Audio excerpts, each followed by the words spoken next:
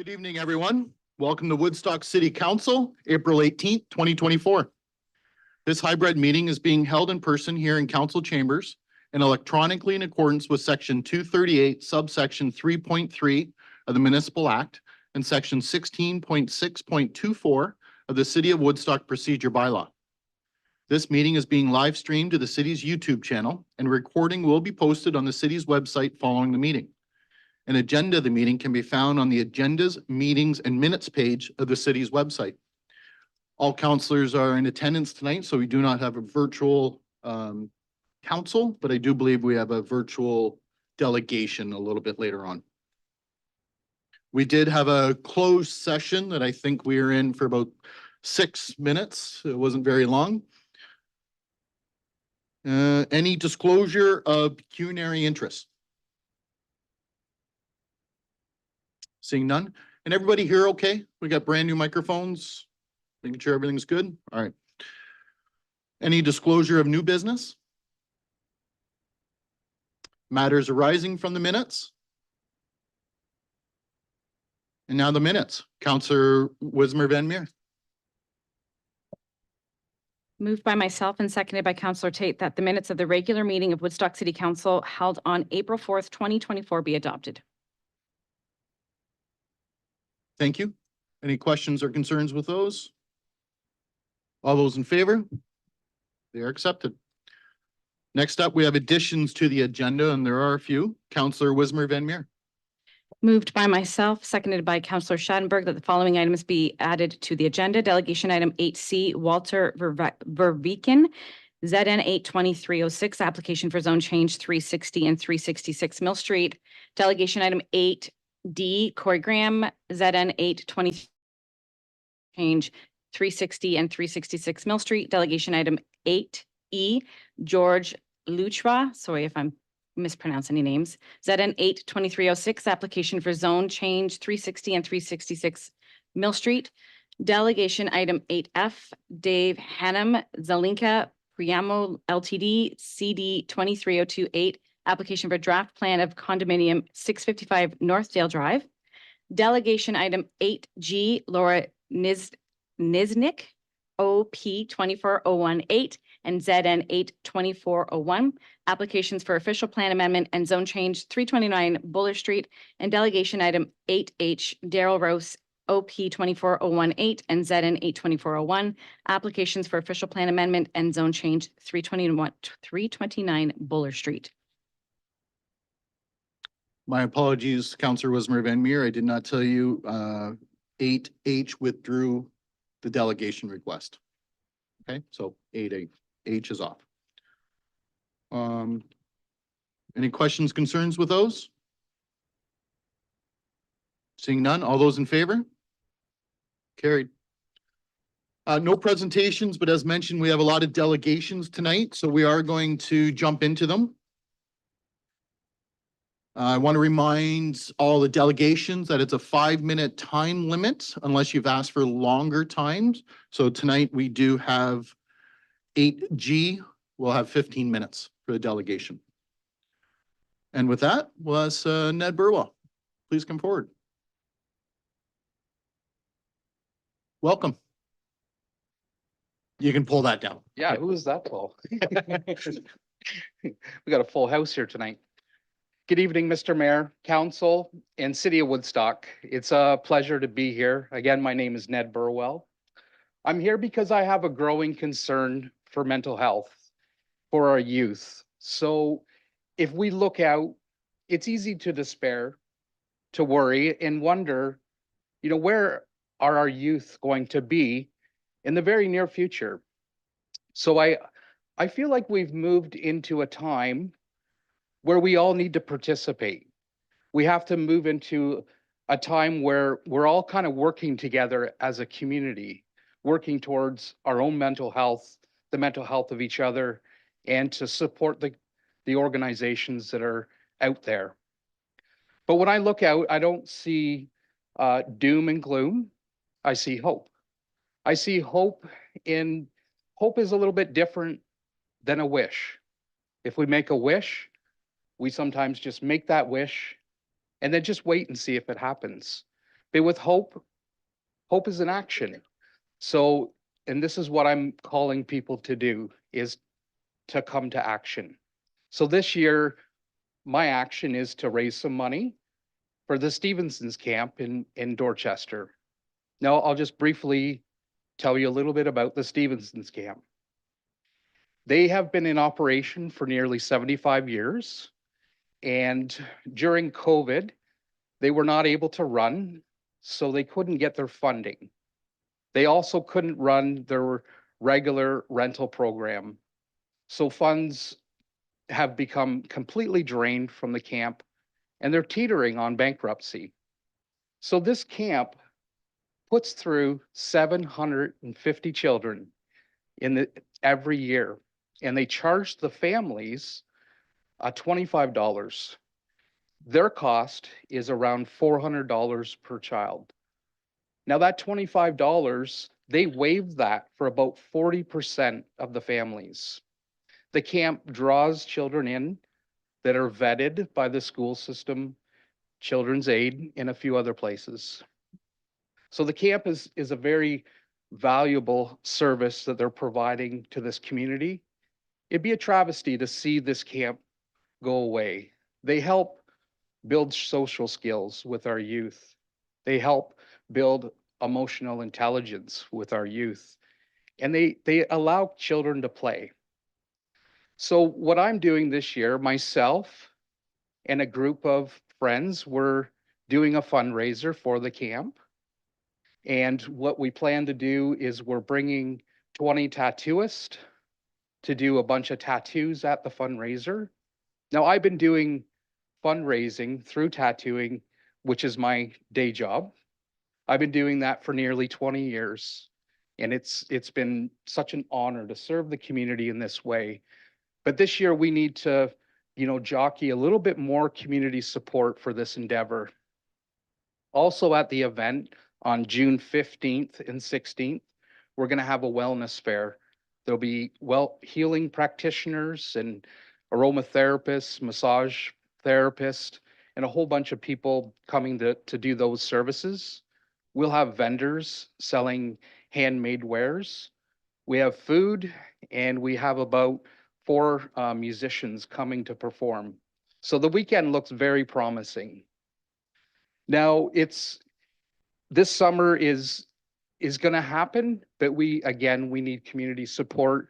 So if there's anybody watching this that would like to be a vendor, we're still seeking vendors for this event. We're looking for community sponsors to help us reach our goal. I appreciate you allowing me to speak today, and thanks for your time. I also have some sponsor sheets I wanted to leave with you. If anybody here would like to sponsor, or anyone that is in a position, I would love you to pass these along.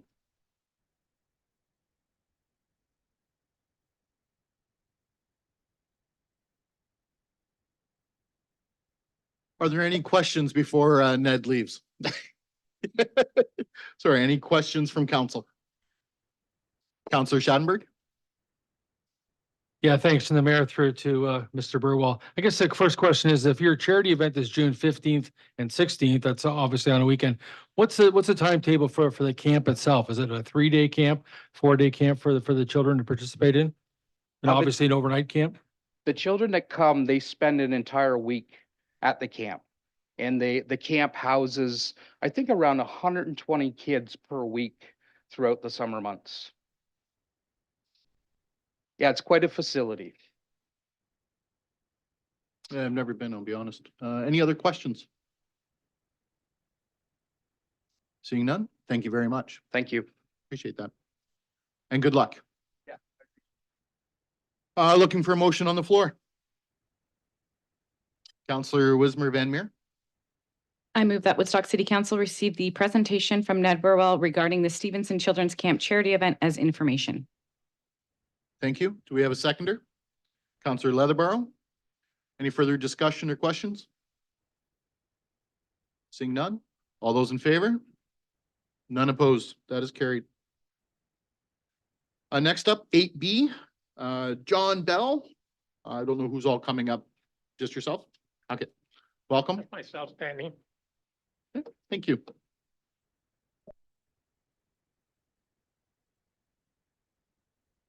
There we go. I can't find the mouse. There we go.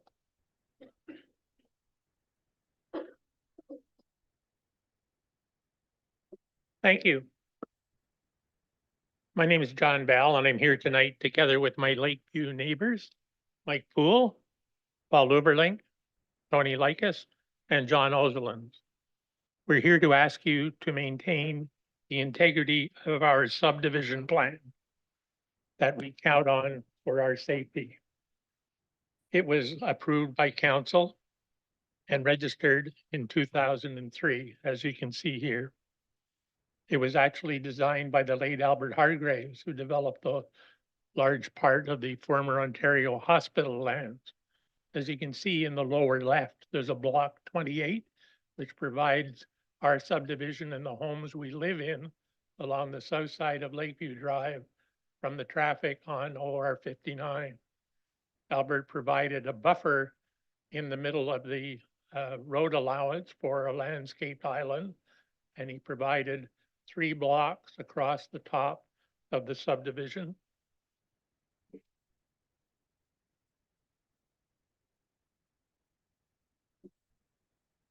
And it zooms in 3 blocks, block number 30, which provides a buffer against OR 59 with the idea of providing a matching gateway open area by OR 59 and protecting the 11 large trees up the side of OR 59. He provided a block 27 at this end, which provides a buffer from the low area here, which is the drainage from these lands. And he provided a buffer strip along the street that defines 2 exits from this property, as was required by the city.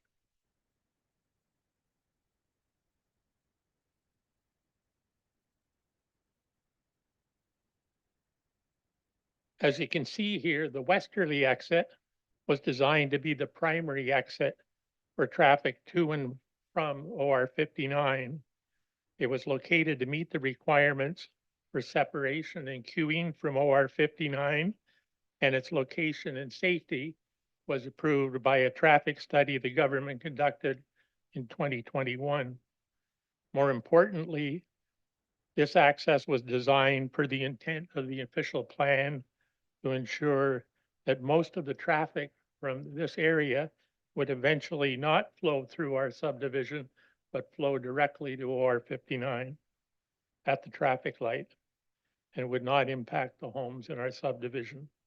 That exit's been used since by the government for access to the Mafra building. Similarly, the easterly exit was provided to meet the city requirement for a second access should these lands eventually have more than 26 units.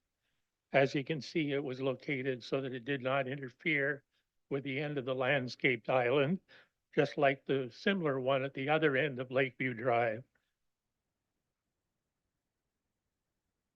Those of you who were with the former council, you may recall in 2021 that council protected our lands when the owner of block 27 wanted to build a street wall shed in this area. Council denied the request for a deeming bylaw, and the application was deemed to be inappropriate and incompatible with our existing streetscape. So we appreciated the protection of council then, and we're asking for it again now. The situation we have now is different in that the new owner of lands to the north advised us in a meeting last week with residents regarding their future development plans that the county has told them that all southbound traffic from these lands, which is the majority of traffic headed to the city center, must be directed to this secondary access.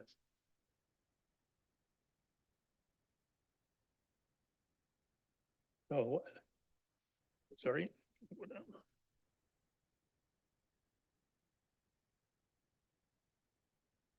I'm moving down. The next slide actually shows an X across this access. So what they have done is excuse me.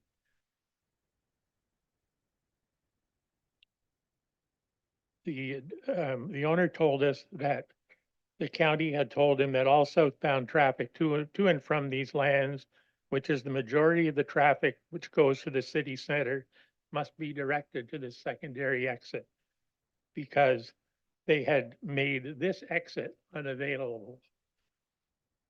As a result, as many of you heard, the developers said that they were unable to address our major concern, which was the traffic that was now going to flow through our subdivision from this exit. We contacted the responsible county supervisor because they said that we would have to talk to the county and city about it. The county's approach was that they couldn't do anything unless it was requested internally. We have no standing with the county or city staff to do that direction. And we've been advised that only council, you, have the authority to close a municipal road access. And we see no reason why our subdivision plan should be altered that way. So we're simply here to request that council inform city and county staff that this access on our plan remains available for use and that they have no authority to determine or advise otherwise. Thank you for your time. Thank you. Any questions for Mr. Bell? Counselor Tate? Through the chair, I just have a question because we actually haven't seen the application yet, as you know, so I'm just, for council's benefit, why are you bringing this forward now until we've actually seen the application? We think it's in everybody's interest that whatever they come forward with is one that's compatible with the community. And we want to work with them to make sure that what happens is safe for our community. And the county has ruled that that exit's unavailable, then we can't even have that dialogue. And I don't think you really want to push that dialogue off until they come forward, because we wouldn't be able to say, well, you know, it's not safe, because they just say, well, the county said, you know, you can't use it, so you don't have any argument. So I think we need to resolve it at this time. Counselor Shanberg? Yeah, from the chair through to Mr. Bell, any guesstimate as to the number of cars that could leave the first access before they reach the stoplight there at Van Sittert or County Road 59, as you refer to it? Would it be 5 cars lining up, or would it be actually more than that, 6 or 7, or fewer than 5? Have to do a traffic study, I guess, based on the number of homes eventually planned to go there. Oh, I'm just thinking of the distance. For example, if everyone was leaving 450 Lakeview and the 500 Lakeview condo complexes and other places along Crestwood or whatever, if they were leaving, would the people from that wanted to leave this brand new proposed possible subdivision have to wait to get access to Lakeview? Or would they be I think that scissoring in front of everybody that's already on Lakeview? unfortunately, the next slide didn't show, but all the traffic from here, I may not be answering your question. Can you make it pop? The down buttons. Not working. Yeah, here we go. So as you can see, the traffic from the homes along Lakeview in this area have to go and make a U-turn here. The people from Crestwood come down here and go out.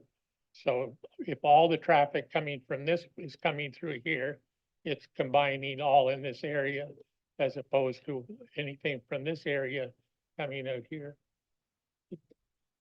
Did I answer your question correctly?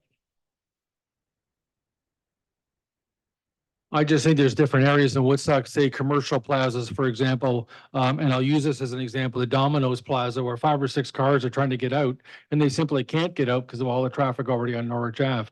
And that might be the same thing that could occur different times of the day at the corner of Lakeview where there's a stoplight and Van Sittert. The intersection at the other end of Lakeview that looks like this has a stop sign here.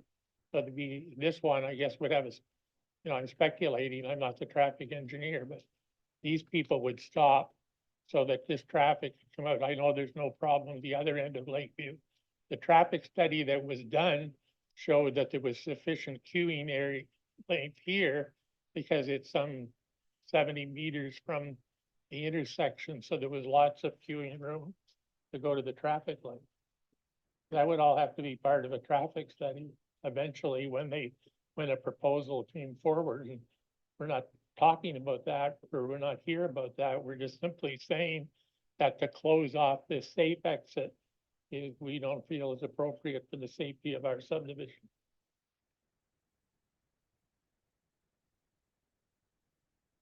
Yeah, I have similar concerns of the stacking. I've got similar concerns that way, of course, that the other residents, anybody couldn't get out, be too long with those set of lights and everything else if that first access was actually used. That's my understanding from the traffic study that has been done, of course, in 2021, which looks like it's going to need to be redone. But any other questions of council? Thank you. Okay, thank you very much. Looking for a motion on the floor. Councillor Wismer Van Meer. Moved by myself that Woodstock City Council received the request from John Bell, Mike Poole, Paul Luvrink. I think Tony's last name is wrong on here, sorry, because it says Tony Luvrink, and I know that's not your last name. And John Ozel Linsjontly regarding Lakeview subdivision as information. Thank you. Do I have a seconder on that? Councillor Lauder.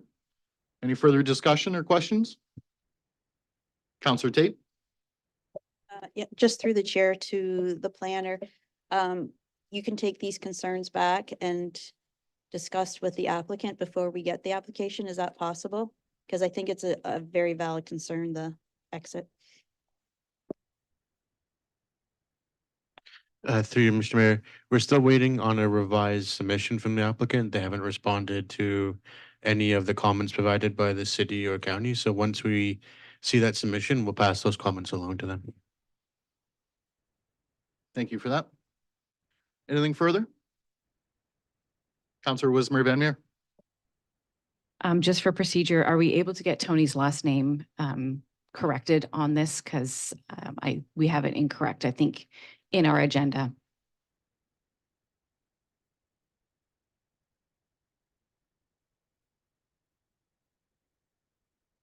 Yes, Deputy Clerk said yes. Okay. And with that, if nothing further, I'll call a vote. All those in favor? None opposed. That's carried.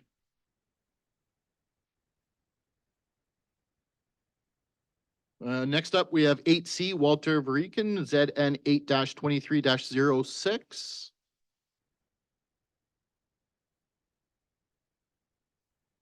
Welcome.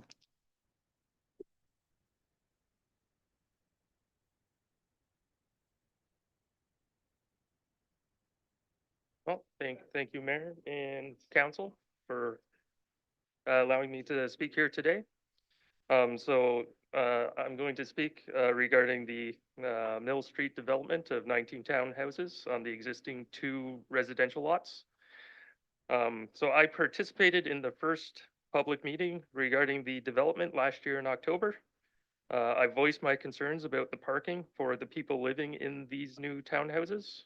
But these concerns have not been completely resolved. Since the original public meeting, more visitor parking has been added to the plan. But my concern is the visitor parking will be strictly regulated for visitors only. Because if one unit starts using a visitor parking on a regular basis, all of the units will also want a dedicated visitor spot, and there's just not enough parking spots to have an additional spot for all of the units. Previously, the developer has stated that these townhouses meet the minimum requirement of 2 assigned parking spots per unit, but these spots are in a bad configuration. They are in tandem with each other and cannot be used independently.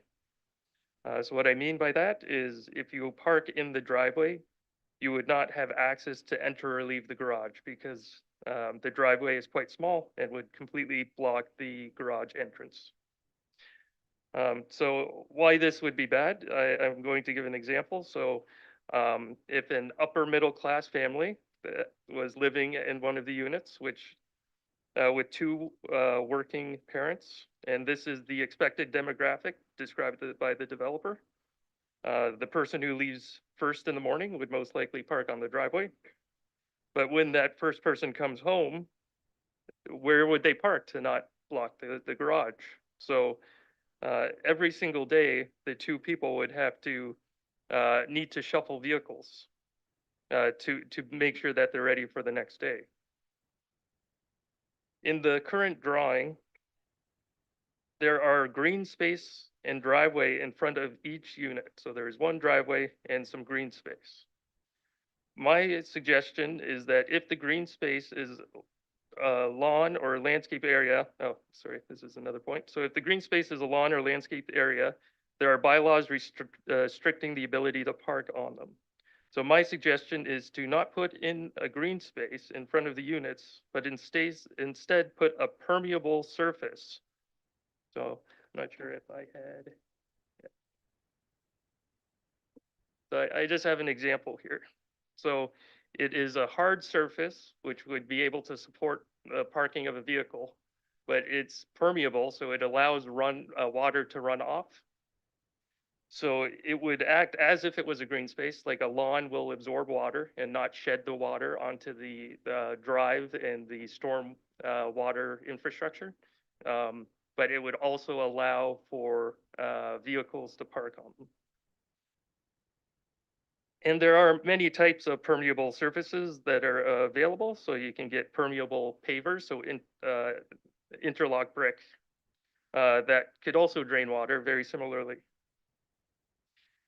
So the solution, like I mentioned before, would give more area for parking and still allow water to drain into the ground. So instead of parking completely on the road, which the road on the development is 6 meters wide, so it is quite small. It is enough for two large vehicles to pass one another, but that is all. A typical pickup truck is about 2.5 meters wide, so it doesn't leave much clearance if parking is even allowed on that 6 meter wide road. But if there was a surface not including the driveway that a vehicle could park mostly on, then it would still allow for traffic to leave and enter the neighborhood. So overall, this would allow for more options for parking. And if not used, would still look good if you had an interlock brick laid down and it wasn't being used. If this pushes the developed space to green space ratio over its allowed limits, I would recommend the city to give an exemption for this. And this is because the permeable surface acts like a green space to absorb water. This solution will not completely resolve parking issues, but it would be much better than what is currently planned. So I would like to conclude with a couple of points. I've addressed council multiple times on this proposed development. I have never said to completely cancel this development. I have also given suggestions to help resolve concerns that I have brought up. I want this development to be self-sufficient and not rely on the infrastructure of the neighboring areas. But as the development is currently planned, I would not approve of it, as there will be parking issues and some of the people living in the development will be parking in the surrounding neighborhoods. Thank you for your time. Thank you. Any questions of the delegation? Or comments? Seeing none? All right, well, thank you very much. All right, thank you. Next up, we're at 8D, Corey Graham, ZN 8-23-06 with the same 360 and 366 Mill Street. Welcome. Thank you. Good evening, Mayor and Council. I want to first off thank everybody for giving me the opportunity to speak. This is a rare opportunity for someone of my generation to be able to be in this situation to speak to council. So I do appreciate it. Similar to my statements on Tuesday, I wanted to approach tonight to kind of put forth some additional information. I know that council is really looking for like that collaborative approach with community members and existing landowners and, people that are looking to expand our city. So I feel like we haven't had an opportunity to be accurately represented in that say as of yet. Looking at the physical plan, and as I mentioned on Tuesday, there's a lot of concerns that I've had and brought forth. But one thing that kind of stood out to me is after Tuesday's meeting, I had the pleasure of running into N&N Engineering outside of the chambers. And it was put forth by the associate with N&N that given that this would be turned down, they would come back with a more condensed version to get it approved. And at that point, it got me really thinking, and that's what really drove me to become a delegate, that there is compromise and there is still an opportunity to come up with something that suits the neighborhood, suits the community, while not messing with necessarily the integrity of what they have put forth and pre-engineered. So my main concerns is obviously the privacy invasion. That was a big focus, to be honest, of the majority of the concerns here. These structures are unlike anything else kind of within the 15, 20 kilometer radius of my home. And that sentiment is shared across the neighbors and the neighborhood. I do have the pleasure of having 2 other representatives here from my community, very close. But there are a number of us that are still, whether it's unable to speak due to nerves, whatever it may be, they're not, comfortable coming up and kind of speaking their piece. So I want to say that like my sentiments aren't just, a soul-based individual contributor, and it's more in the community. So light pollution, noise pollution, the overflow of parking, which Walter had very much so referenced, and the land use, in my opinion, we're at like the top end of what was kind of stated in previous meetings. And then another big one here is the devaluation of 501, 507, and 513. What I've seen, and speaking with some brokers in town and outside of town, there's a current home for sale on that street is the one located directly next to me. And they're saying that there's a lot of interest in said home, but they're unable to sell it due to the pending project behind. That home, if anybody's been watching it, has already reduced the price to be a little bit more competitive within the market. And, that's kind of an indicator of what we're going to see with those property values along there. And I will be one that suffers from that. The other thing too is obviously the misleading information. We were presented with like an elevation drawing on Tuesday's meeting. That elevation drawing didn't really depict the improvements that were previously requested. And if I would have had the opportunity to collaborate with N&N, with my neighbors, we would have kind of looked to try to find a resolve.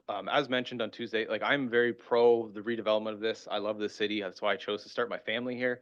And I will continue to always be a member of Woodstock. That is kind of where I put my roots down. And I can honestly say I've never done that anywhere else in my life before.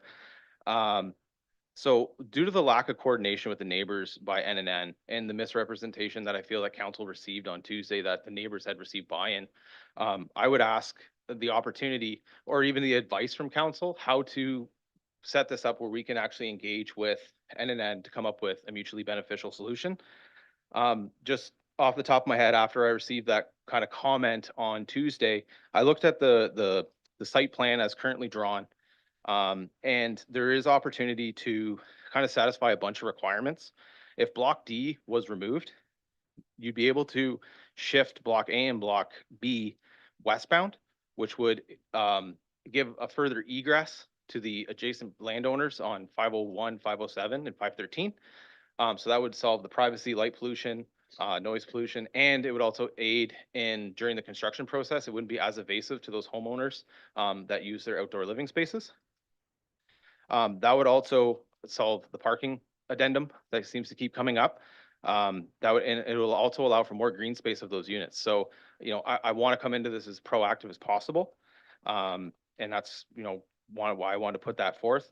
And I guess my question to staff would be, is there any recommendations that you guys would have for us to help come to a compromise with N&N? Well, no, I have more. I was actually curious if you guys would engage midway. I don't know the proper terminology, but if council can defer this decision and direct the staff to work with N&N in developing a suitable plan with the existing landowners. We'd be happy to come to a compromise that would benefit the community and the existing subdivision.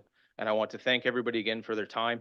Again, I do really appreciate the opportunity to speak in front of this great group of people. It does truly mean a lot to see the systems working. So thank you. Thank you. Any questions for Mr. Graham? Counselor Tate?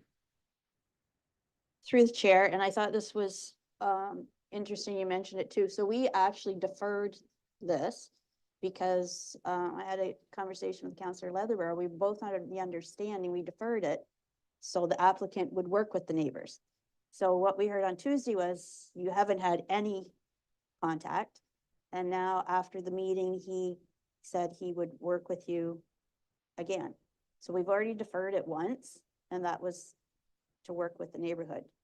So I don't know where we go from here. I mean, I'm not happy with it because it's come back exactly the same and I have a lot of concerns that you do. So you've had no conversations, I take it. As mentioned on Tuesday, the conversation I did have was less of a conversation. It was more of a sales pitch. And as a professional salesperson, I know exactly what that looks like. I coach people on that every day. And that's what I received. I just received basically, it felt more of like a corporate steamroll approach where I was told what was going on and there wasn't. And even to that point, when I was originally contacted, I had requested the site plan and the elevation drawings to pull kind of look at the dimensions and look at, what's feasible and what's not, or, what could potentially work. And NNN had approached my home. I was not there. I had to reach out.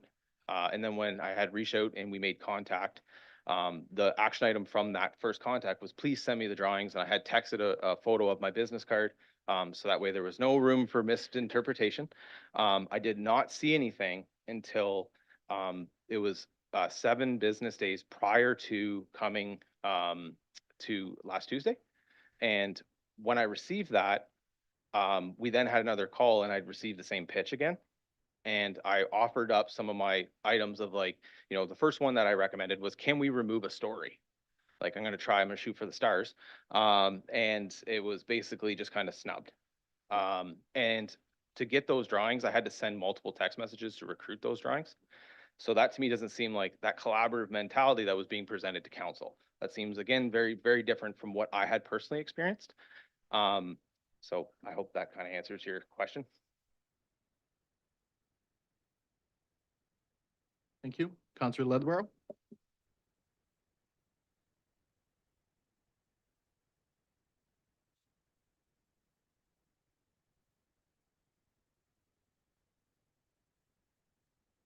There we go. Through your worship, just getting used to this because I'm already loud as it is. So thank you for your presentation. You've sold me on being a natural appearing before municipal government. So I had 2 questions. One was, I do appreciate both what Mr. Walter has said yourself, and I'm assuming George will touch on this as well with the collaboration. And so my question is, well, I just want to say that I guess my question is to Mr. Gilbert. If we were to defer again, would there need to be more specific language, or did you have any feedback on how we can really emphasize on this collaboration piece? Because I haven't heard, don't do any development here on these 2 residential vacant lots. Development has to happen. So I'll let Mr. Gilbert hopefully answer my question, and then I just want to do a follow-up too. Thanks.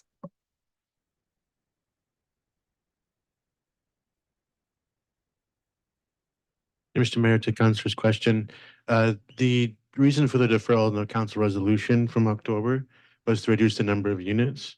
The applicant chose not to, which is their right to, so they brought forward a plan that they wanted council to consider, so staff responded to that. The applicant is, in staff's opinion, the applicant's provided more than the required parking. So if it's a matter of density, council could provide that direction again, but it'd be up to the applicant to modify the proposal. And if I can continue, Mr. Mayor, so then my follow-up question to you, you mentioned something about if this was denied, the applicant, or from your point of view, the applicant would come back with a more dense a dense plan? Yeah, the terminology that was used when I said, like, there was, again, like kind of a pitch from the associate that was with NNN of like, I need to accept this. This is like big city stuff. And I kind of alluded to the fact that I went to university in Toronto. I lived at Bloor and Dundas.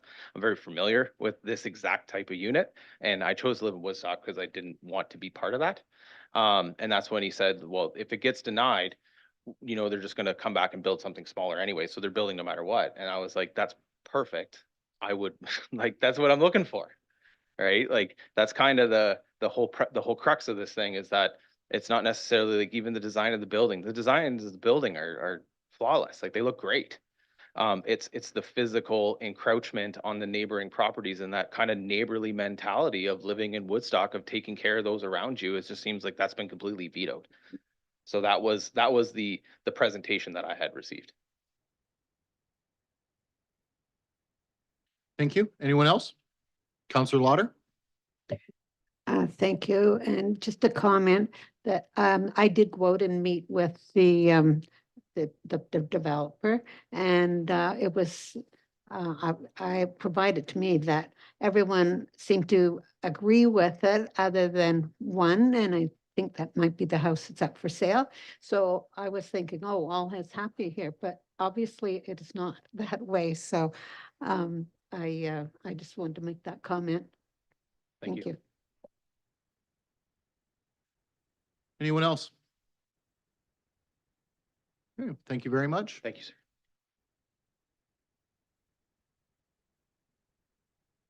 Next up, we have 8E. George, welcome. Mr. Mayor and Council, thanks for allowing me to speak. I'm a little nervous, so if I fumble a bit, please forgive me. I've been a working sales guy and business manager for my whole career, and managing growth is vital to my success. And I think that this is all about growth. And growth is great. Unmanaged growth is a nightmare, and growth requires partners. And I don't feel the developer has been a good partner at all in this situation. Due to their target demographic, which Walter mentioned, the young families, the strain on the schools, which are already running 7 portables, lack of daycare spaces, the infrastructure, all these other huge changes from a area that had 2 houses in the 20 aren't being addressed. In fact, at the last meeting on Tuesday, he mentioned the strain on the traffic with the 20, potentially 40 extra cars, and he says that's the city's problem to figure out. And that's not fair. That's not being community minded. That's not thinking forward and thinking growth positively. Another distressing kind of situation happened when the houses were empty for the better part of, I believe, 2 years. The upkeep wasn't there. There was garbage everywhere. You had to walk on the highway to get around because the snow was piled up so high. And it just shows that they weren't trying to provide for their neighbors, which is what it boils down to, we're neighbors. Right? I walked my dog and I had to walk on a busy, icy highway because they couldn't get someone to clear the snow for them. Or the grass was so long, like the mosquitoes were horrendous.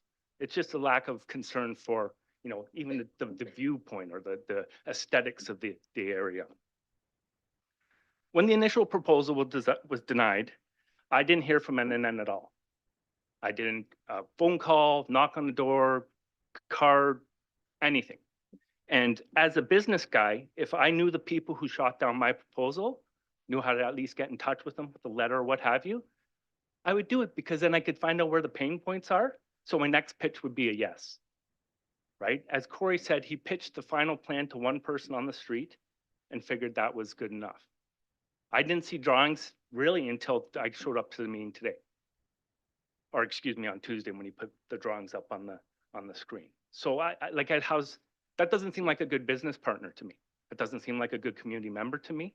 It seemed like someone who's forcing something onto us, which is unfair, in my opinion, right? I spent my time coming to 3 meetings now to kind of express some concerns, and they just fell on deaf ears. Essentially, my goal for the environment to preserve the neighborhood is shorter and smaller. It's not a huge, I'm not saying no. We all know we need to grow. We all know that, our community needs to invite more people in to be successful and thrive. And I just asked for some consideration, some thought to that. At the end of the day, in all honesty, I live at 506, so it really doesn't affect me too terribly much. They're not going to be staring over my fence into my backyard, right? I won't have to deal with as much noise and light pollution as the other people across the street from me, but they're my neighbors. And that matters. Their house matters to me, right? Their quality of living matters to me. So I've got choked up. But it's very disappointing, right? And I have to ask, sorry, does this project congru with the city's growth strategy? And is a development like this indicative of what we'll be seeing more in the community? And I think that's something that we really have to ask ourselves so we can manage the growth the way that Woodstock needs to and wants to grow, as opposed to people outside of our communities who really just want to make their money and run. Thank you. Thank you. Questions of council? I guess I'll just answer your question since there was one there, that I think that's exactly what this council is struggling with. They're trying to grow in a manageable, but yet we need homes. We need housing. We want our kids to live here. We want our parents to live here. We want to live here. So that's the struggle we're all having. Yeah, and I think that kind of answer your point, had this situation worked out in a more proactive, cooperative manner, it could have been a framework for decision-making in the future, or some procedures and some policies and some touch points could have been created so that the community has a say and the community's concerns are listened to, as opposed to getting a sales pitch. I do sales pitches all day. They're pretty boring, right? We need results and we need real actionable plans. Okay, no questions of council? Okay, Councillor Leatherborough? Through your worship, thank you very much for that. And I'll just echo what Mr. Mayor said, as well as I think everybody in this room tonight is being impacted by some type of planning application based on Monday's meeting, which had a variety of different difficult decisions for council. So I do appreciate speaking from the heart, you speaking from the heart, and just echoing that it's not an easy task, the balancing act, but I know myself and assuming council, we do want to make sure that Woodstock is a thriving city and that everyone has healthy, happy communities. And I really want to thank the three of you for coming forward 3 times, everything's in threes, for also wanting to have a healthy neighborhood for your family and your surroundings. So thanks. Thank you. Thank you. All right, thank you. I should mention, so delegations 8C, 8D, and now 8E. All items will be dealt with under consideration of planning reports, item 9A when we get there. Okay. Next up, we have 8F. Dave Hannum, this is concerning 655 Northdale Drive, and I believe this is virtual.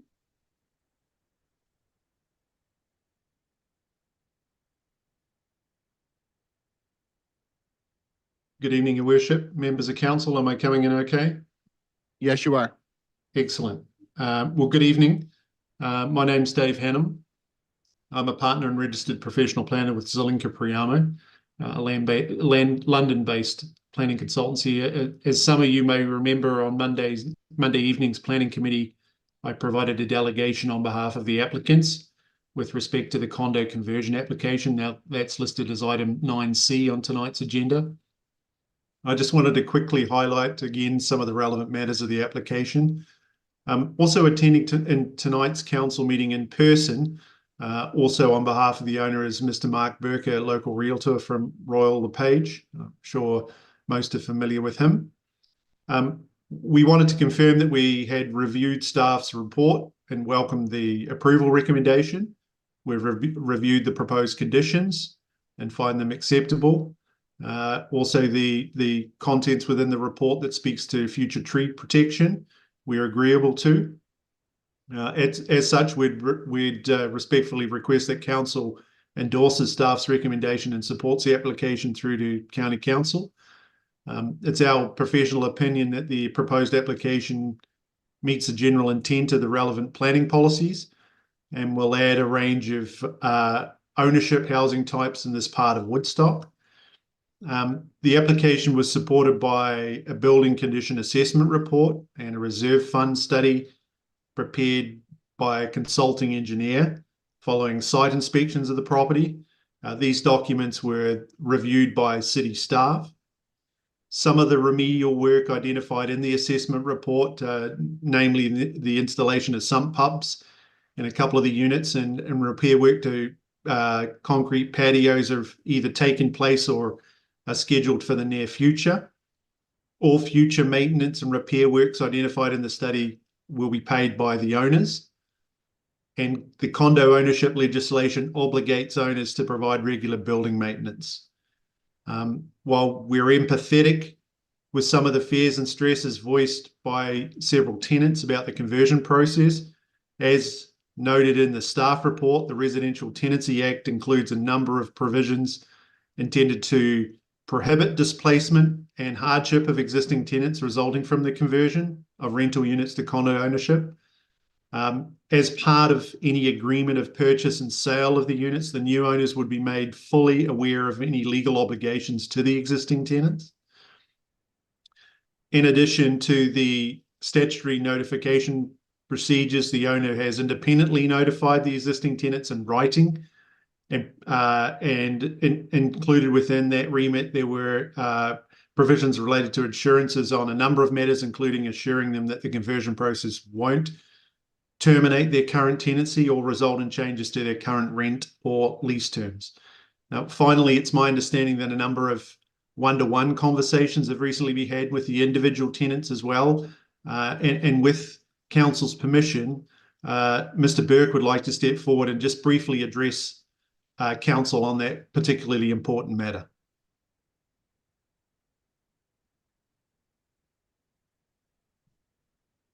If you just give me 1 second there, Mark. Dave, just, you're not coming through in the video, so I don't know if your camera's turned off or blocked. Apparently it's all black in the back. So if you've got it covered, if you can undo that, we'd greatly Yeah, no, appreciate it should be working. Apologies. Let me play with it at my end. Okay, Mr. Burke, go ahead. So further to the meeting on Monday, three of the tenants came, Debbie and Margaret and Peter, and we could see that there was still some communication or a gap in the communication. I was able to reach out to them. I contacted Peter 3 times, but we weren't able to speak live. And but Debbie and Margaret and I all had very lengthy conversations just to reassure them that if anything, the condo conversion affords them additional protection of not being able to have an owner come in and evict them for the purpose of occupying the unit themselves, that their leases would continue, that they could continue to live in peace at their current rents. And that all this was given to them, not only kind of as the owner honoring that, but it's all legislated in the Residential Tenancies Act. So we deal with tenants on a daily basis, and we know that sometimes they just need some additional communication on top of, the letter that was sent was very good and very informative, but maybe they just needed a little bit extra. And so I feel really comfortable that, especially Margaret and Debbie, who had presented on Monday, that I think we've resolved and their issues. And then also moving forward, this is a process that doesn't just end tonight, that I've left that open to be a resource for them, and also a third-party resource. So I don't really have any part of the application per se, but I wanted to step up for the Reeds and just make sure that the tenants had somebody that they knew they could trust for that communication. So thank you. I just wanted to add that. Okay, thank you. I just want to confirm, Dave, you were finished with your presentation as well? I am. Thank you, Your Worship. Yeah, okay. Any questions of council?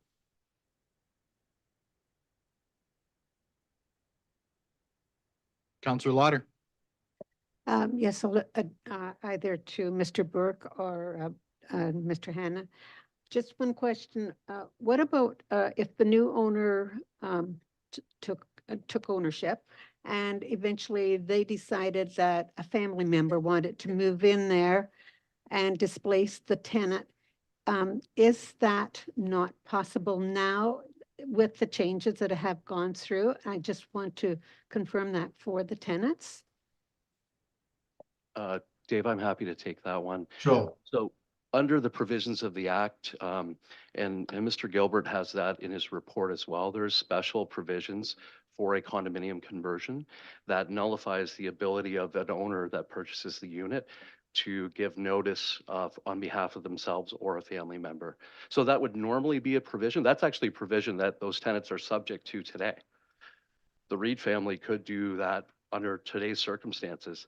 So the condo conversion actually provides them with extra protection that they can basically live in peace for their whole time that they want to stay there. So that's why I feel passionate that this is good for the tenants. And the Residential Tenancies Act was really well done, and the revisions in 2018. So I think they have really good protections here. Okay, thank you. Anyone else? Any further questions or comments? For either delegate? Okay, well, thank you very much. Thank you. Thank you, Dave. Next up, moving along, we're at 8G, Laura Niznik, OP 24-01-8 and ZN 8-24-01. This is 329 Buller Street for those watching at home. And she has asked for 15 minutes that I've granted. So welcome. Thank you very much. Thank you, council members and Mayor Accioni for having me here again tonight. It's my privilege to speak to you. I believe I have one slide that I would like to share, and I'm sure it's here. And I am reasonably computer literate. Okay. Yeah, maybe. Okay. Yeah, this is it. Okay. Yeah, it's right there. Okay, perfect. Thank you very much. So again, good evening and thank you for having me here. I know everyone's happy I brought my own water tonight. I am going to take a sip. I know it, right? So, right? I was expecting one right here. No, but seriously, thank you for allowing me the honor of speaking and representing our community. So I'm here to speak on behalf of several members of a community, and to respect your time, we actually got together last Saturday. There were about 17 of us, and we talked as a community about our concerns with the proposal and identified some of the specific nuances that we feel we're familiar with and can specifically speak about because we're familiar with the area in question. We know that every situation is unique and needs additional consideration, and we felt the need to share with you our concerns. We're grateful that you're listening. You heard from a number of our community members on Monday. Believe it or not, that wasn't all of them. But again, trying to be respectful of your time. So I just want to take a minute to show you who is speaking on Monday and who I am here speaking on behalf of today. So pardon me, the crude drawing on the left. I just actually took a picture with my phone of the application that we had received, and the subject property is outlined boldly in red.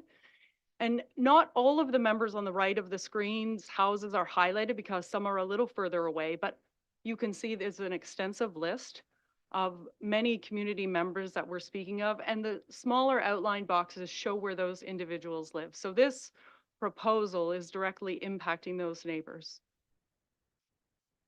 Sitting together last Saturday, we recognized as a community that Woodstock is growing and we need more housing. I don't think any of us at that time thought for a second that that wasn't appropriate or something that we wanted to support.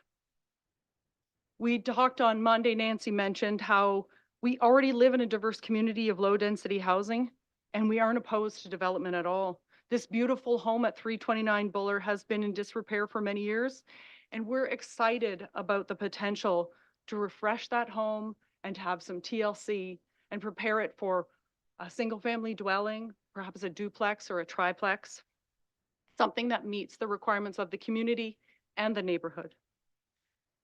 Now, I'm sure if the applicant was here and going to speak tonight, and I understand that they may not be, but I'm sure after Monday night, they'd get up and talk to us about how they have provided us with the best information possible based on what they know.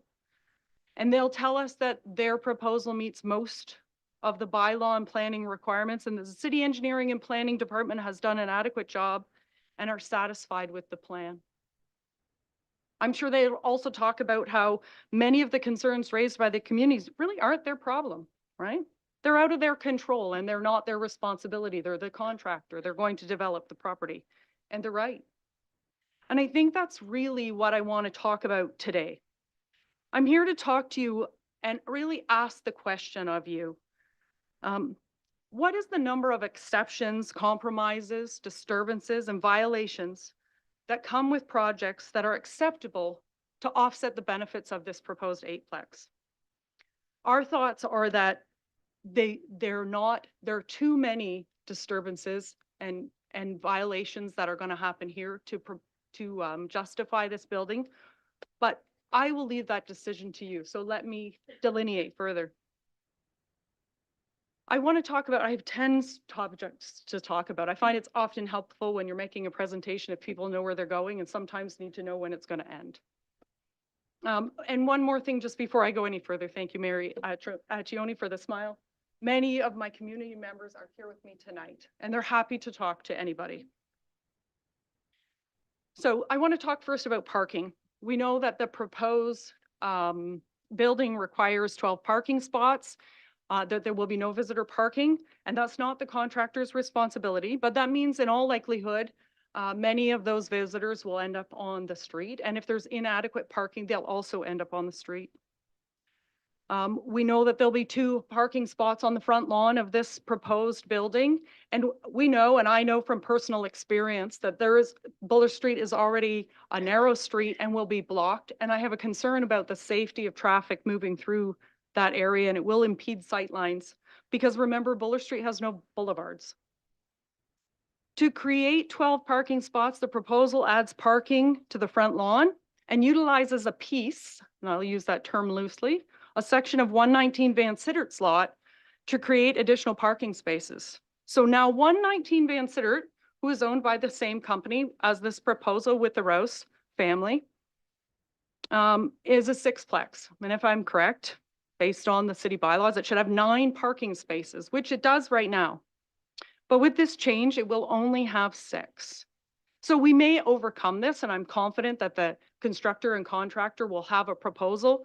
Perhaps they're going to put parking spots on the front lawn at the House of Van Sittert because there's lots of front lawn available there because there's no additional space in the back. We talked on Monday about the removal of trees, and it's only a few trees, and maybe it's only if it's necessary, and some trees need to be removed from time to time. I'm certainly well aware of that. But what about our requirements for climate action? If we haven't been yet, I'm sure as a city, we'll be expected to contribute to greenhouse gas reductions and carbon sinks. This is not our contractor's responsibility. It is our responsibility as a city. But the city will be responsible to ensure that we meet future targets from both cost and planning perspective. So as we continue to remove trees for development, we deteriorate and increase the cost to our city and our taxpayers.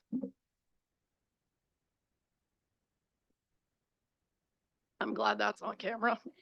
Okay. I'm sorry, really. I am not a professional. Okay. For the safety of our children that we spoke about on Monday. Again, it's not the contractor's responsibility to ensure that children play safely. It's a parent's responsibility. And in a perfect world, parents would say to their children in this proposed 8-plex now, play only on the balcony and in the 1,000 square feet of green space that has been provided. And I'm sure there is no child out there that would rip around that alleyway at breakneck speed. And there's no set of children that are going to play road hockey in the parking lot. And therein lies the problem. This space is not large enough to keep our children safe. And we want safe children, and we want children that can play and enjoy the space. We talked on Monday, CJ and I, about the safety of our tenants. With the proposal and the west side, there's 4 units that are going to exit. They talked about the reduction of that space because it doesn't meet the requirements. So tenants will be walking out into an alley. And I propose that even if they remove that and there was 3 full meters of space, the alley is narrow and cars are big. And in a perfect world, every tenant is going to be mindful, and maybe we would install some bullards to protect tenants. But the truth of the matter is we're setting up future tenants for an unsafe condition where they could be injured. Children, dogs. It's not just about tenants, but it's about the residents of the neighborhood. We're concerned about stopping in the alley, right? So we still talk about that west side where we have those four entrances, pardon me, and in a perfect world, tenants would park in the parking lot and then walk back along the alley to their apartment entrance with their 5 bags of groceries. And on the days when it was raining or sleeting or snowing, and they have 10 bags of groceries, or they're dropping off or picking someone up, or there's a baby that's fallen asleep in a car seat, they are going to stop and block the alley, understandably so. And this is not the contractor's responsibility, and I'm confident it will say in their lease that they're not to do that. And it's only 5 minutes. But therein lies the problem. Time over time, it deteriorates community. It puts people in an unsafe position, and it sets our tenants up for an unenjoyable experience living in the city of Woodstock. The alley does not meet, to the best of my understanding, the bylaw for entry from a parking lot. Now, I am not an expert in parking lots. I'm perfectly willing to admit that. I'm going to read. It says each parking lot space, parking aisle, and driveway leading to a parking space shall be paved with asphalt, brick, or similar material which prevents the raising of dust or loose particles, that shall include provisions for drainage facilities. So there's a few points here. So the alley does not meet the minimum requirement for a driveway, as best as I understand it. The contractor indicated on Monday perhaps they would pave this portion of the alleyway, which is generous of them. But what about in 5 years? What about the maintenance? What about, are they paving the whole laneway, or are they going to pave a portion of the parking lot? Paving the alley isn't profitable for the constructor. And again, it's not the constructor's problem, it's our problem. The city will have to pave, maintain, and pay for the ongoing maintenance and costs associated with the alley. We talked about snow removal on Monday. The alley is not regularly serviced for snow removal, and if I'm honest with you, Buller Street is poorly serviced for snow removal. It's typically, I'm guessing, one of the last streets that's cleared. And that's okay. That's how snow goes, right? But the landlord will need to hire a snow removal company who will likely dump excess snow into the green space. But what about the time when they run out of space? In a perfect world, they'll truck it away. But what about when they don't, it's not a perfect world, and they pile it on Rabina Cullen's lawn, or they pile it on Teresa Loft's lawn, as the city does now from time to time? This too becomes a concern with our bylaw, and unfortunately, it's not easily resolved. Garbage. Anna spoke to us about garbage on Monday, and it seems something I talk about more often than I want to. But with the reduction proposed of the front yard from 20 meters to 17 meters, plus the 2 additional parking spots that will be on Buller Street on the lawn, and presumably a front walk of some kind, we're now down to 12 to 15 feet, maybe 18, maybe I'm not being conservative enough. But the point is, we'll have 15 feet with no boulevard, and Wednesday morning we'll have garbage and recycling for 8 rental units stored on the front sidewalk. Maybe we'll need to pave another portion of the lawn to have some place to put these things. Now, there's no room in the back for a garbage bin, and even if there was, Jerry talked to us, the 46-year-old resident, Mr. Tree, thank you very much, my friend, about how they used to allow garbage trucks through that alley, but they were hitting too many things, and so they don't permit them back there anymore. So it's not really a solution. This is something that the citizens and the future tenants are going to have to contend with. And finally, my 10th point, in case anyone was counting, all of the neighbors will be disturbed by this construction for 2 or 3 years. And that's part of life. We understand that it's not a perfect world, the dust, debris, and I'm sure the applicant will say that they will do their best, and of course they will. But what about the construction in the early mornings, or when the power and waters are disrupted? It's only a day, it's only an hour. Most of us, or many of us, work from home, and it's our day or our hour, and it impedes with our life and our livelihood. We don't live in a community that's being newly developed. We live in a mature community. And so these disruptions aren't necessarily part of what we're expecting as we live there. And what about specifically about Rabina Cullen and her daughter Jessica? They will now have a window and balconies looking into their pool. And I don't know about any of you, but I prefer for no one to see me in my bathing suit ever. The proposed, The proposal decreases the front yard setback, so they may not have the same view that they do onto the street. Their porch will be impeded during construction, and their front and backyard may be unusable for as long as the construction is ongoing. A parking lot with 12 cars coming and going. Behind their house, tens if not hundreds of cars will pass by the east side lot, potentially, past their dining room window within a few meters. It'll generate noise and vibration in their dining room. And that is not temporary. That will be ongoing as we have an 8-plex there. And so I ask you this question again. That was 10 of what I could think of and try to be, oh, that was 11. Thank you, Mayor Accioni. He's counting. I love it. Okay. I only have 10 points on my page. I'm glad you thought one was worth 2. But so how many exceptions and compromises are we willing to make, and at what additional cost? We believe the compromises far outweigh the benefits. The applicant's representative said on Monday he believes the proposal for an 8-plex was because that's the only way it's profitable. And I believe the statement to be true. I am fortunate to own rental properties and be a landlord myself. I also have a finance degree, and I understand some of the economics behind this. And let me be clear, it's okay for him to make a profit. We all do that every day, and that's okay too. But we have to remember that there's more than one way to achieve housing density, and it's something we need to do responsibly.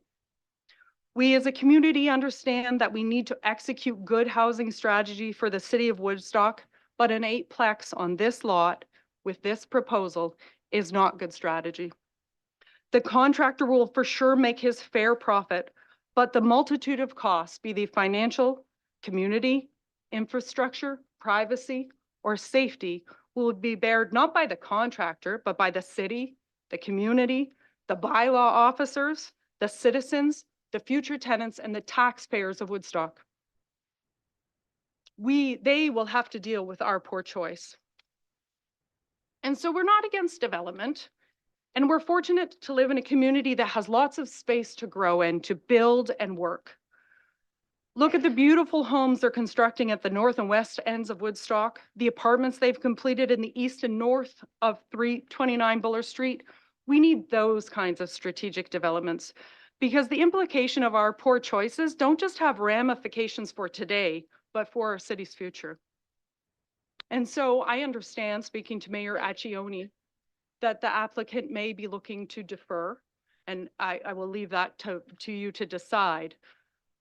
But I believe, and we believe, that the proposal as it currently stands with any amount of deferral will not be able to meet the requirements of the community for safety and comes at too high of a cost.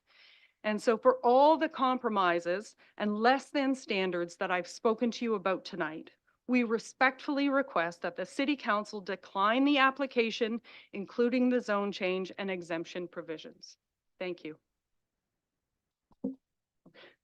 No clapping, please. It's okay. All right, we hear. Okay, I know you're listening, yes. but right, All 11 points. 11 points. Look at me go. And I'm happy to answer any questions, of course, from any of the counselors. Questions of council? Counselor Wismer Van Meer. Not so much a question, but more of a comment. I want to thank some of the residents I met with some of them on Tuesday evening. And as we were walking through, more started coming out, and I had the chance to talk to quite a few of you. So I was there for probably an hour and a half, I think, maybe. So I appreciate you taking the time and walking back there. I spoke to Councillor Tate quite a bit about this week. Ray and Alva Murray, who lived at 119 Van Ave, were very close friends of our family. They were family to us. So I haven't been in that area for some time. So it was kind of reminiscent for me to be back there again. But I appreciate the efforts. You've done a lot of work in bringing this forward. I love the fact that you were meeting and having these conversations together. So thank you for taking the time to do this, and just publicly thanking the residents that met with me and walked with me and talked and showed me the concerns that you had. Thank you. I'm glad you had an opportunity to have that experience. It certainly is a beautiful area. And, you know, if nothing else comes out of this one benefit, I think there'll be more barbecues in our area, and you're all welcome to attend. Counselor Leatherborough. Through your worship, thank you so much for coming forward and for the neighborhood, for getting organized and getting your thoughts down as well as participating on Monday night's meeting. I was recovering from a head cold and 2 out of the 4 children also had a head cold this week. So we took a nice walk on that sunny day Tuesday. So we did go all the way to the back of the laneway, to which we were greeted by someone's dog that was not happy to see us. So I just wanted to acknowledge, thank you very much for coming forward, and that I did go out on a beautiful day to the neighborhood. Good. Thank you again. Thank you for taking the time, and I'm glad that you're feeling better, certainly. Thank you, Councillor Tate. Through the chair, and yes, thank you. And I just want to thank your delegation and the previous delegate, the 3, the word community. And I think that's the big point. I think that's my point, that Woodstock is a community. So that's why I'm concerned about all this intensification. But just for the public's benefit, how many homes have to use that alley already? Because it's not just on Van Ave, it's do you know the actual number? Because I think I heard, is it 13 vehicles right now? I think it's 18 vehicles, but Jerry, do you know that off the top of your head? No. Do you know how many homes use that? How many homes use that alleyway? Do you know off the top of your head? 10. 10.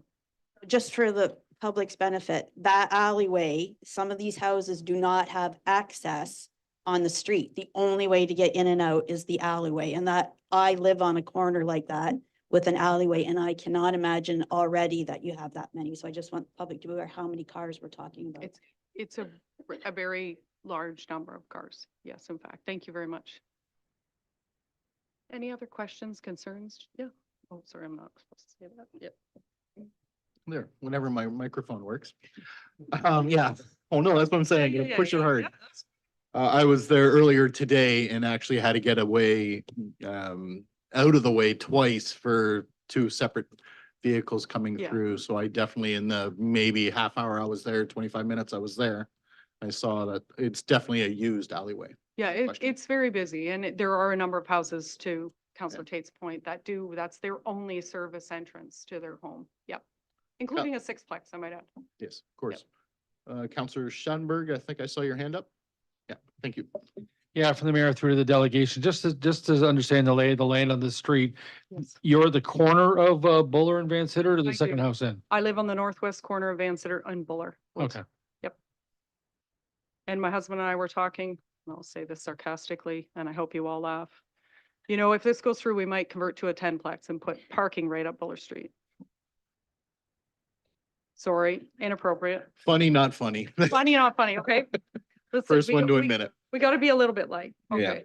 No, I appreciate light, but again, we have a housing problem. So that's why we're wanted- trying to look and- at these with the community, no And question. let me be very clear. We understand that, and we're very supportive, and we'd love to work with the constructor, but this is not the proposal. There's not an 8-plex we hope there's not an 8-plex in our future. There's just too much at risk. The proposal in front of us is very inadequate, and no amount of talking about those changes, we believe, will make that difference. Yeah. So those that aren't aware, Laura did mention it already, but the applicant has come forward and said willing to defer and speak with the neighborhood. So I just want to say thank you to the neighborhood.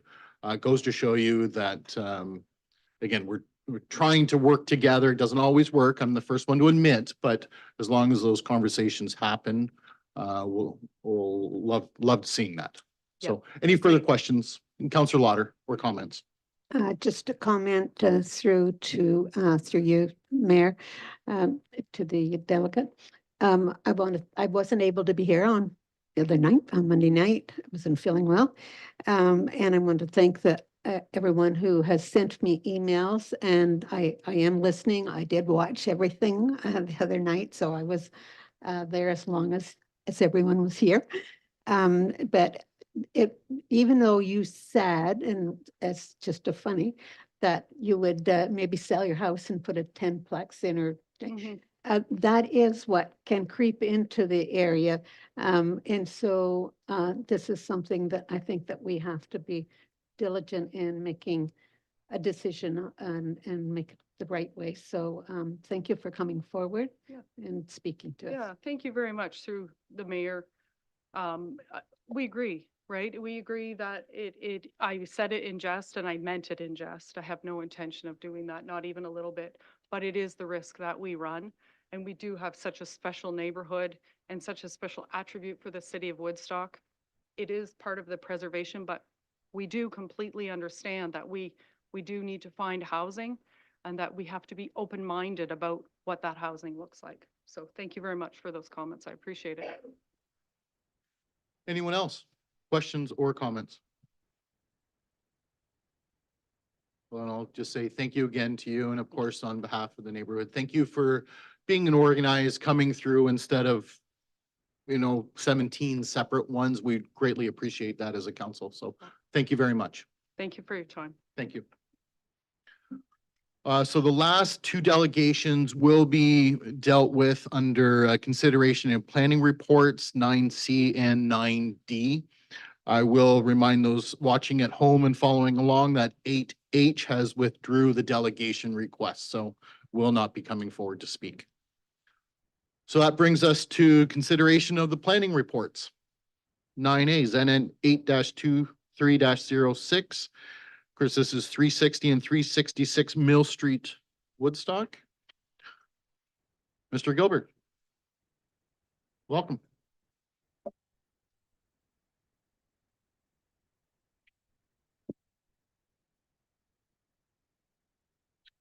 Thank you. As noted, this application was previously deferred at the October council meeting by City Council with direction to reduce the number of units.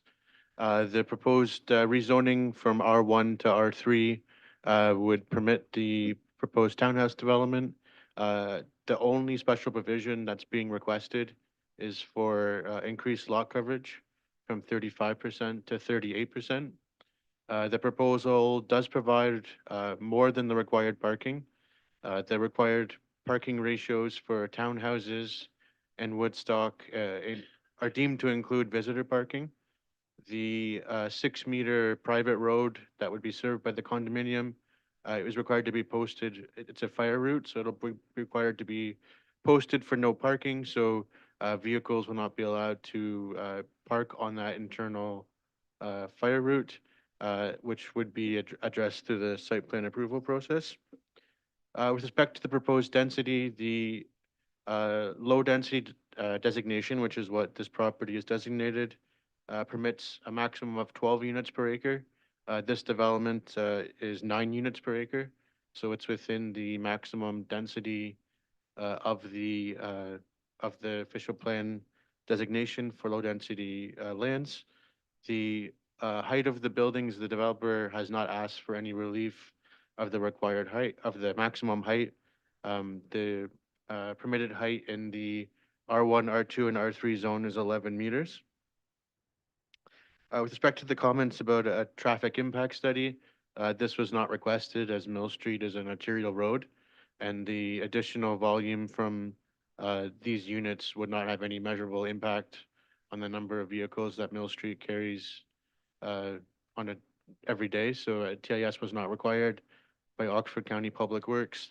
The applicant has provided a road widening as part of the severance application that was completed to consolidate these lands. Given that the proposal complies with official plan policies respecting the maximum density, and given that the only zoning relief that's requested is for the increased lot coverage, which the impacts of that increased coverage can be addressed through the site plan approval process. Planning staff recommend approval of the application. Thank you. Any questions of the planner?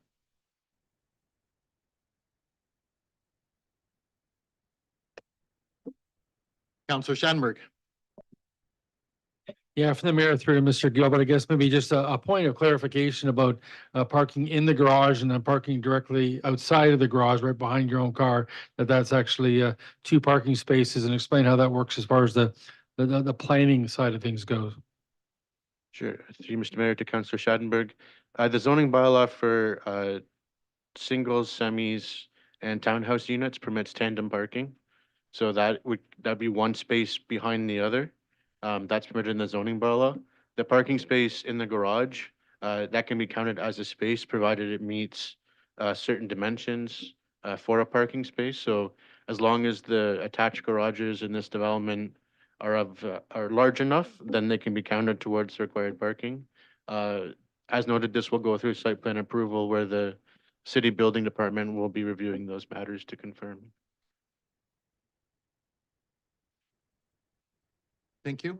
Anyone else? Counselor Lauder? Thank you. Through you, Mr. Mayor, could, to Eric, could you, are you familiar with the permeable, or the material was, this was suggested by the first speaker? Through you, Mr. Mayor, yes, we're aware of those types of pavement types. The county administration building, the surface parking lot has permeable pavement to promote infiltration. It doesn't count as, or it can count for green space depending on the product. If it's paving stones, then no, we wouldn't count it towards green space. But if it's a different product, perhaps we could. We would look at that through the site plan approval process. We generally wouldn't permit the front yards of the dwellings to have no green space or to be occupied by all parking areas, because the applicant would likely have challenges meeting the landscaped open space requirements. Thank you. Counselor Martin? Thank you, Mayor Accioni, through you to the planner. This application, based on what you've said tonight and what you said on Monday night, it appears to check all the boxes within density at 9 units per acre. Not an issue on height relief. The traffic, because if it's an arterial road, parking has been more than met. If this application were to be deferred a second time, again tonight, what are the options for the applicant? What course of actions do they have available to them if this were to be deferred? Through you, Mr. Mayor, the applicant could choose to appeal the deferral to the Ontario Land Tribunal for a non-decision. And then the Land Tribunal would have carriage of the matter.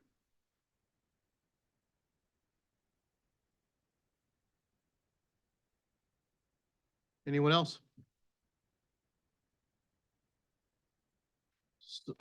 So I want to summarize some of the changes. Again, I'm partly going by memory. Back in October, yes, council asked for possibly less units, but there was some other concerns that I believe have been addressed with 6 additional parking spaces being added since then. Yeah, Agree? the parking spaces are located this area here, just west of the 3-unit townhouse block D. Yeah, so added 6 more parking spaces, added a green space that was not there initially, and lowered the height of the buildings overall. I believe something was mentioned on Monday night. They're 5 feet lower or something like that, I believe it was. I believe the that correct? applicant's, looking to use, lower the grade of the site so that the units would be lower relative to the existing development on Boots Hill and to the west. And eliminated the rear balconies, again, trying to get respect to the rear neighbors as well. So I just want to remind some of the neighbors as well, there has been some addressing, maybe not in cooperation as much as you'd certainly like to see, and I understand that, but there has been quite a few items addressed that we talked about openly here at council back in October. I don't think there's anything else I can think of. Any other questions, comments of the planner before I look for a motion? Okay, seeing none, thank you. Looking for a motion on the floor.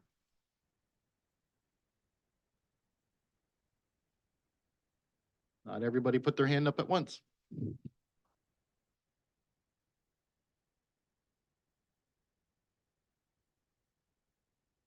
Counselor Tate? I'll take a stab at it. I move that Woodstock City Council does not approve the zone change application submitted whereby the lands described as part lot 11, part lot 12, plan 86, known municipally as 360 and 366 Mill Street, City of Woodstock, are to be rezoned from residential zone 1 to special residential zone 3 to facilitate the development of a 19-unit townhouse development.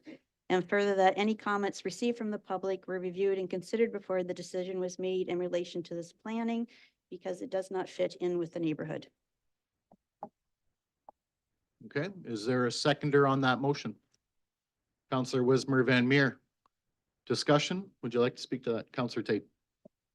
Through the chair, as noted by the neighborhood, nobody's against development, but it is way too dense for my liking. There's been no consideration given to the current homeowners over there. And I'll state again, the comment that I hear from both the delegations is about community. And that's the big thing with Woodstock. We are a community. We're a city of less than 50,000. And I think it's really important that we keep that community feel. And I find it,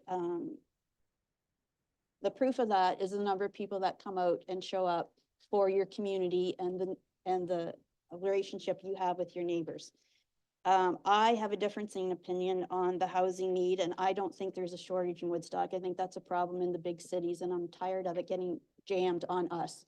And I'd like to push back to the province and tell them that they can keep their provincial policy in Toronto where it's more deemed to. So when I go on and I look, there's over 100 apartments for rent in Woodstock. There's, and I've mentioned this before, there's apartments, they've now got realtors trying to find renters, and there's a large number of homes for sale.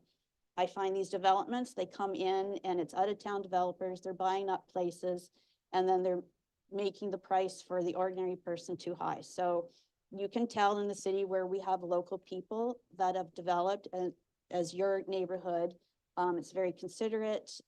It's more deemed to Woodstock in the feeling of Woodstock. So I appreciate when you move here, you're moving here for Woodstock and the feeling of the community. So I can not support this development.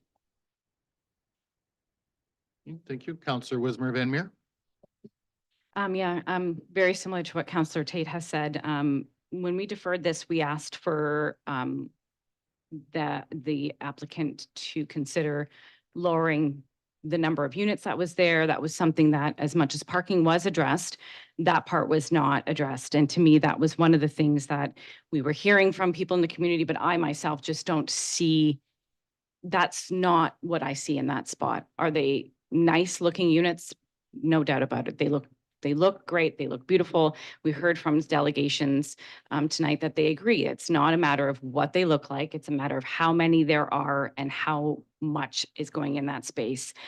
And no disrespect to the applicant, but I was very much put off on Monday night when it almost felt attacked at points towards us as council for asking for this to be deferred, to asking for this to be reconsidered, and being told that this is what's popular in Markham and Richmond Hill, and how could we in Woodstock not appreciate that? Well, because we're not Richmond Hill, we're not Markham. And as much as we want to do business with people, and it's not that we're saying that it has to all be local contractors, it's just respecting what we want to see as well. And to me, that was not how I felt after that meeting on Monday. And I wasn't feeling like this was going to be something that was going to be done with a two-way street. So that's why I'm not in favor of this application. If it was less density, if the units weren't being, if there wasn't 19 units in this, I would be more favorable of something in that regard, but I can't with what we have presented to us. Thank you. Anyone else? Counselor Lauder.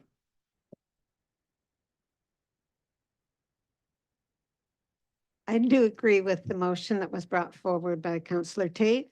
The statement I heard the other night, it's up to the city to figure out the traffic loads. I agree these are out of town developers, and that will not have to deal with, don't have to deal with small town issues.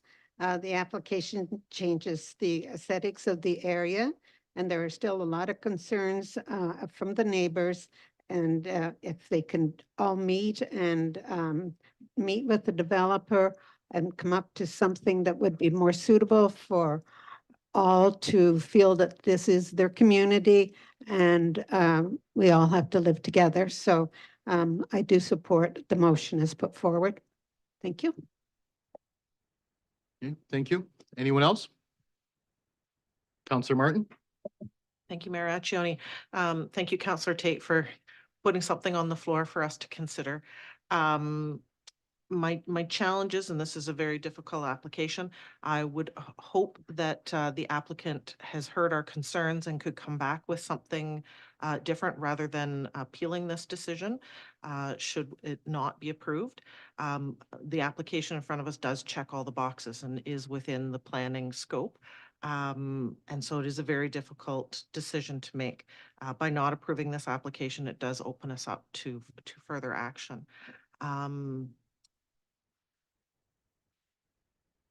With 9 units per acre, while it physically appears to be high in density, it is well within the scope of low density.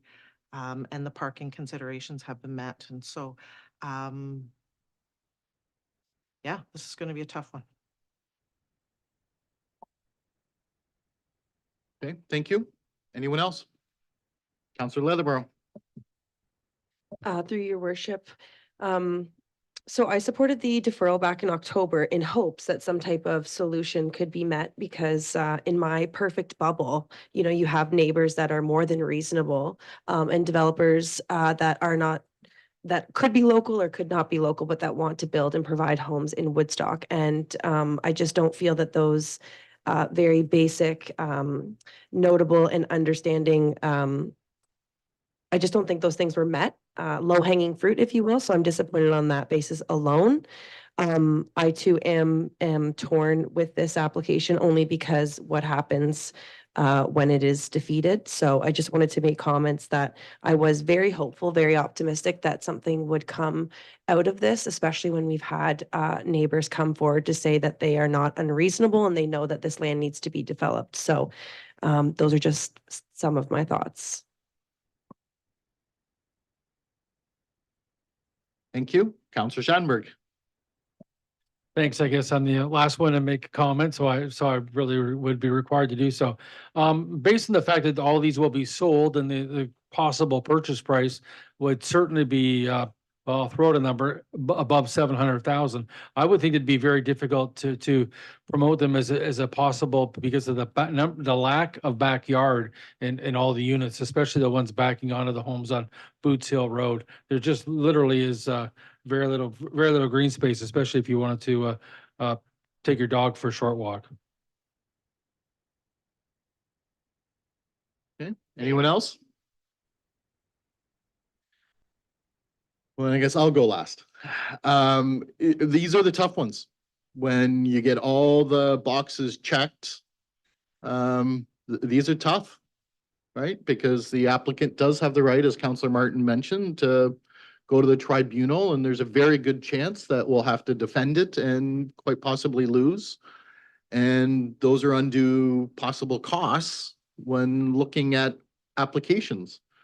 Certainly had hoped we'd have less density, but I want to thank the applicant for certainly addressing a lot of those concerns with the parking and the green space and the balconies and the privacy fences and lowering the units. I want to say thank you because I feel there was certainly a lot more than some other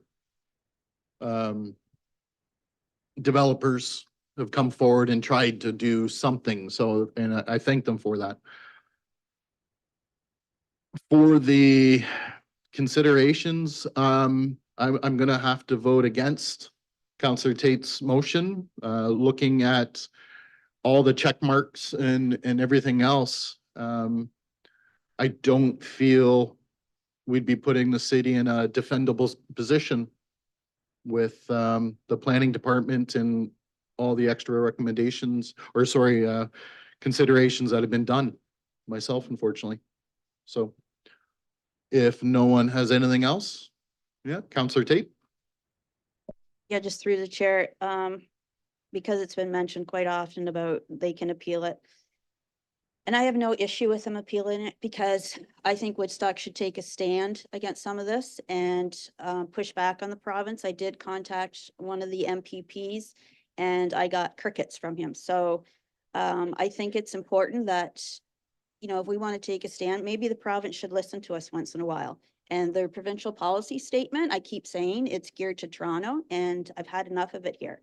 So maybe we're the city that says enough's enough, and maybe they'll listen to us. So I have no problem with them appealing it, and if it goes that way. Councillor Leatherborough. And I'll just add, through your worship, I'll just add to that, my conflicting point that I was speaking with Councillor Lauder before the meeting started is that we have approved a lot. And so, you know, when we first looked at this in October, I mean, it's now April, and Monday night was obviously quite interesting with the variety of planning applications that are very difficult. Not trying to sway your vote, but just realizing that we have a lot in the queue and a lot that we're waiting for. And I mean, childcare is, as everybody knows, a huge concern of mine, and infrastructure. So not to say that this is a new leaf in April, but that is the conflict I feel with this is the best case scenario, as I said, would be you have neighbors, you have developers, you have municipal government all actively working together. I mean, throw in some actual affordable housing and we're great. So just to go off of what Councillor Tate was saying, we have done our due diligence. And I'm very, you know, concerned with the fact that the needs of the neighborhood that were very reasonable were not met. And I don't, that's what I'm really struggling with. So I just wanted to add those last comments to the conversation. Councillor Wismer Van Meer. Comment as well through you, Mr. Mayor, and I'm very similar to what has already been said, but I was voted by my constituents, the people of my community, and I'm speaking for the people of my community, and this is what they've asked. So for me, as much as I know that this might go into something that could turn into an appeal, that could turn into more than what we expect, I'm willing to do that if people are coming to me and saying, we are wanting to work with this. Help us get that done. That is what I'm doing with this vote.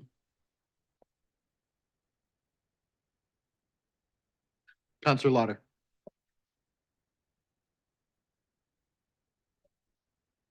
When I can speak into it, then I can't get it turned on. So I just wanted to say that I do read the paper, the London paper, and council's dealing with this, and the neighborhoods are dealing with this. And as Councillor Tate has said, it's maybe time that somebody stands up to them and the province, and maybe it's us that have to do this. So I just think that there comes a time that we just can't keep pushing and pushing more density and more density the way that they're wanting, especially when we have so many on the docket that can be built, and I'm sure that we can meet the 5,500 if those buildings were to finalize. So that's why I'm supporting this. Thank you. Thank you. Anyone else? Since we're having such a conversation, I want all of council to know that the applicant is in the audience and did put his hand up to come forward. So if there is any questions, I know this is not normal, but if there's any questions of council, I would certainly welcome them forward. If not, I'll call the vote. No further questions of the applicant? Okay. Any other questions at all before I call the vote? All right. I'll call the vote. All those in favor? Opposed? That is carried. It is defeated. Next up, we got 9B, ZN 8-24-04, application for zone change, Corporation City of Woodstock. Mr. Gilbert?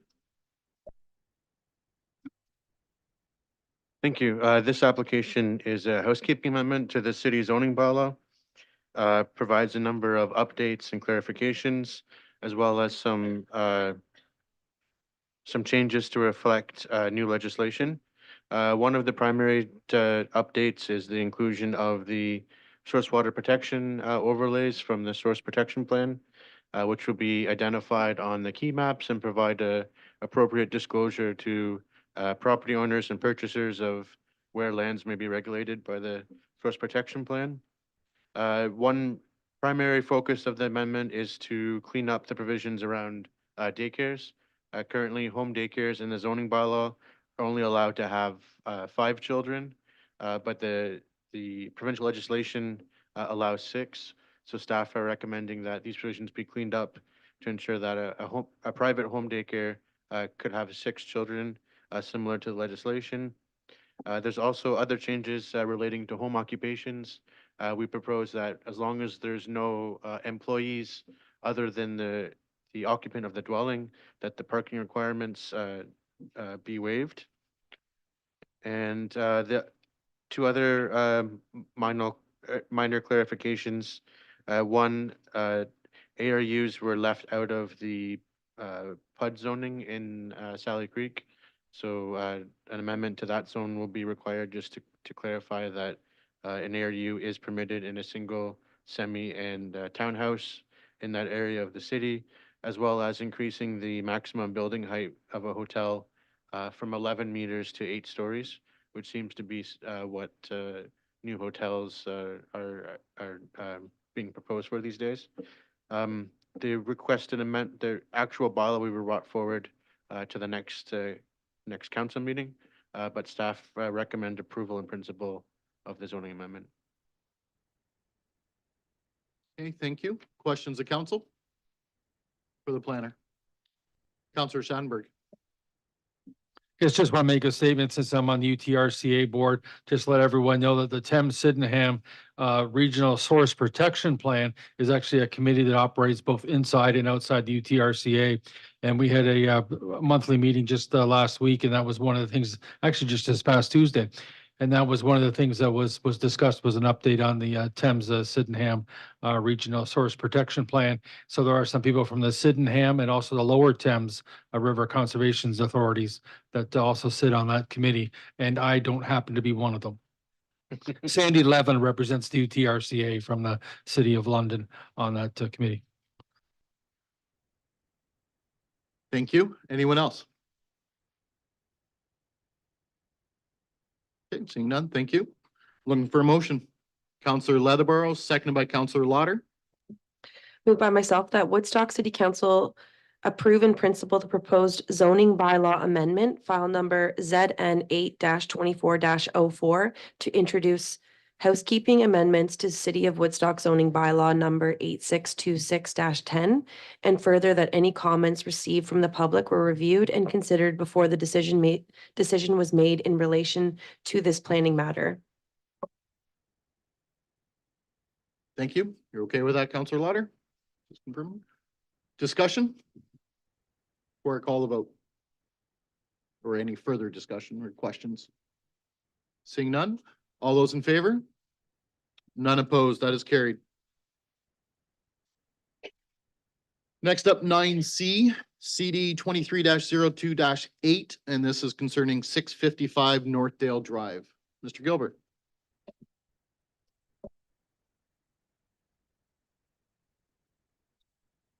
Thank you. This is a condominium conversion application for a property at the southeast corner of Brant Street and Northdale Drive. The present development consists of 9 individual townhouse units. Currently, they are rental units. The applicant proposes to convert them to a condominium. The individual units would be owned individually, and the external of the site, the landscaping, the parking areas, the driveways would be owned as a common element in the condominium. Condo conversions are a little bit different than most applications. There is no right of appeal for a condominium conversion. As well, typically approval is given subject to a number of conditions, which the applicant has to complete prior to the final approval of the condominium. In this case, the applicant provided a building condition report prepared by a consulting engineer that examined the condition of the units and what repairs might be required currently and in the future. The applicant also provided a reserve fund study, which looked at the estimated cost of the repairs. And that reserve fund study will be required to set up the condo corporation and to determine the assessment required and the contributions to the reserve by the new owners of the units. The official plan, we used to have a lot more of these applications when the tax rates were different between multi-residential and condominium units. That spread has narrowed, so they're not treated as differently as they were. So we haven't seen as many of these recently as we did in the past. The official plan policy has a number of criteria for condo conversions, including that the vacancy rate be 3% or greater for similar unit types available at a similar unit available at a similar level of rent. Whether the proposal will add to the affordable housing stock, minimizing hardship for existing tenants and the potential for displacement, and compliance with the Ontario building and fire codes.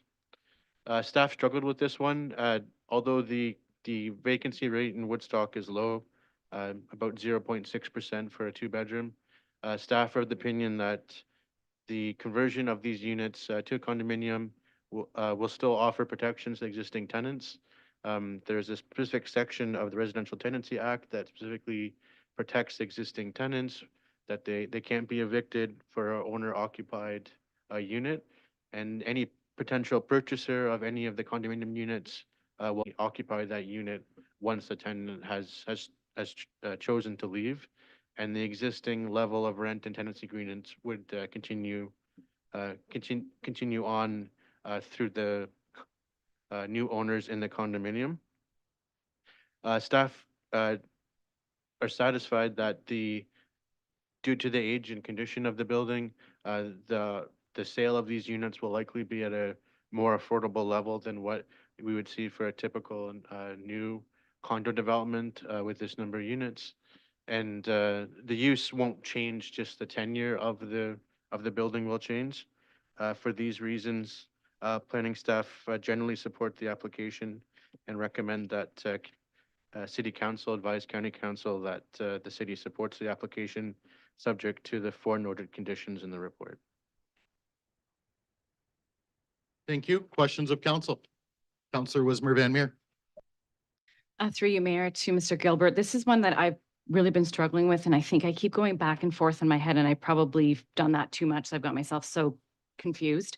So with the building currently being owned by the applicants, the Reed family, and they're renting from these owners, with the condo corporation, obviously ownership will change in that degree. If this is denied or doesn't get approved, and this is sold by the current owner to another owner, what does everything stay the same? Like, does this condo corporation act protect them more so than the Renters Act? See, Mr. Mayor, to Councillor's question. So for the condo conversion process, while it's underway, and if the condo is approved, those tenants are protected by those additional protections in the legislation. If the application is not approved, or if the condo doesn't get registered, or if the property is sold without going through the condo conversion process, then it's the same as it is today, where it's just the same, the tenants have the same protections as they would have before this condo process started, similar to any other property with governed by the Residential Tenancy Act. Thank you. Any other questions of the planner? I guess I do have one myself. I too have been torn with this one. You know, that attainable housing is something so many people talk about, that home ownership versus the rental. This is talked about the more than anything here in the city. My worry, of course, is for the tenants, trying to keep in mind the tenants' concerns, the tenants' protections. After Monday's meeting, I read up on the condo part, and there is a lot of more protections than regular landlord tenancy act. But saying that, I also have some concerns because of the age of the building, some, so if the condo is successful, my understanding is they would have to put money together. So there would be, lack of a better word, a pot of money to get any repairs done versus under ownership right now. It is up to the single owner to repair or not. Is that correct? Partially correct. So, if the condo approval is given, the applicant has to satisfy those conditions. So the conditions to bring the building up or make the required repairs, for example, the sump pumps, the current owner would need to do that prior to the condo approval. So he would be responsible, or they'd be responsible for fixing that. And they would have to make an initial contribution to the condo reserve to set up the actual condo corporation, which would then, once a number of units are sold, would take control over the condominium, and then the new individual owners would be assessed for the joint maintenance costs. So that would be the external elements of the building, but the individual owners would still be responsible for their own internal repairs. But the condo corp would manage the common element outside of the building, the parking areas, the services from the street. That would be the condo corp, but the actual individual unit inside, that'd be responsibility of the owner of that unit. And I guess that's where I was going with it. If this was successful, basically would force the owner right now to go through, make whatever repairs are deemed necessary, versus possibly not fixing them now, as I've heard from some of the residents. That's where I'm torn with. Yeah, the reserve fund study and the report indicated that the costs are for the sump pumps, repairs to the patio slab, and masonry repairs. That's where the report estimated that the water infiltration was coming into the building. So those would have to be repaired prior to the city building department providing a letter to the county that all their concerns have been addressed, and then only then would we endorse the condominium plan and send it to the registry office for registration. Okay, thank you. Anyone else have questions? Councillor Wismer Van Meer. Sorry, through the mayor to Mr. Gilbert, I think it's a bit of a follow-up to what I asked before. I was just asking Councillor Schattenberg as well. So currently these buildings are owned and rented. If the condo corporation was to be approved, they would then be in charge of that, but owners, people could buy the actual units, whether it's the current tenants or somebody else to rent those out. But if that is not approved and the current owner sells to just another private individual, however that may look, are these tenants then at risk of potentially being displaced if it's bought on a personal or sold separately that way because of the way the Renters Act works, the tenant, I'm most worried about the tenants, and I want to do what is going to protect these people and make sure that they're in a safe space and not displaced. And I haven't had an opportunity to talk to anybody since then, and since kind of learning a bit more and speaking with Mr. Burke and kind of a few others, now I'm really confused as to, I don't want them to be at risk. Through you, Mr. Mayor. So the short answer is the more at risk if the condo conversion or isn't approved, because they don't get those additional protections. The other thing that they get the condo conversions approved is they have a guaranteed first right on the sale of any of the units. Sometimes after condo conversion, the units are sold as a rental property. So really the use doesn't change. But sometimes they're sold individually, but the new owners cannot get into them and occupy them themselves until the tenants have left.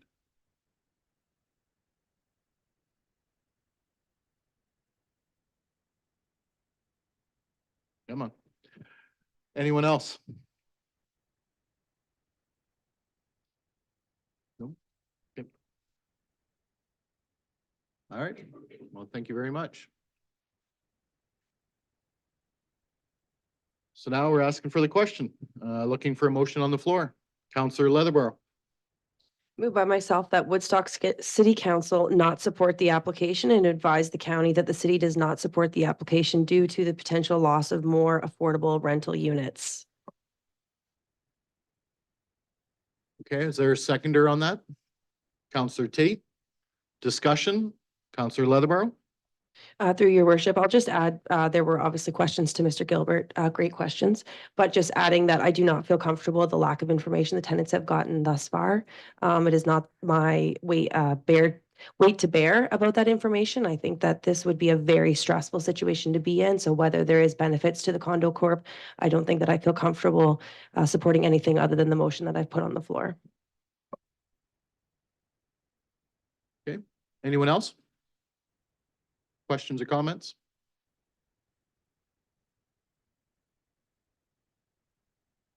I did have a second round that. Counselor Tate, right? Okay, just want to make sure. Again, this is the concern for tenants. This really is one that I have some concerns with. Though I do feel the condo corp, now that I've looked into it, protects them even more. I realize this is not what the tenants want. So this is that torn in me. Do I do what I think is right, or do we look at and consider the neighborhoods as well?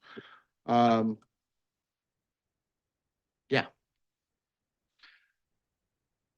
And with that, I guess if nobody else has anything else, Counselor Wismer Van Meer. I guess I'm just going to add that I will be happy to support what is being, what Councillor Leatherbarrow has put forward.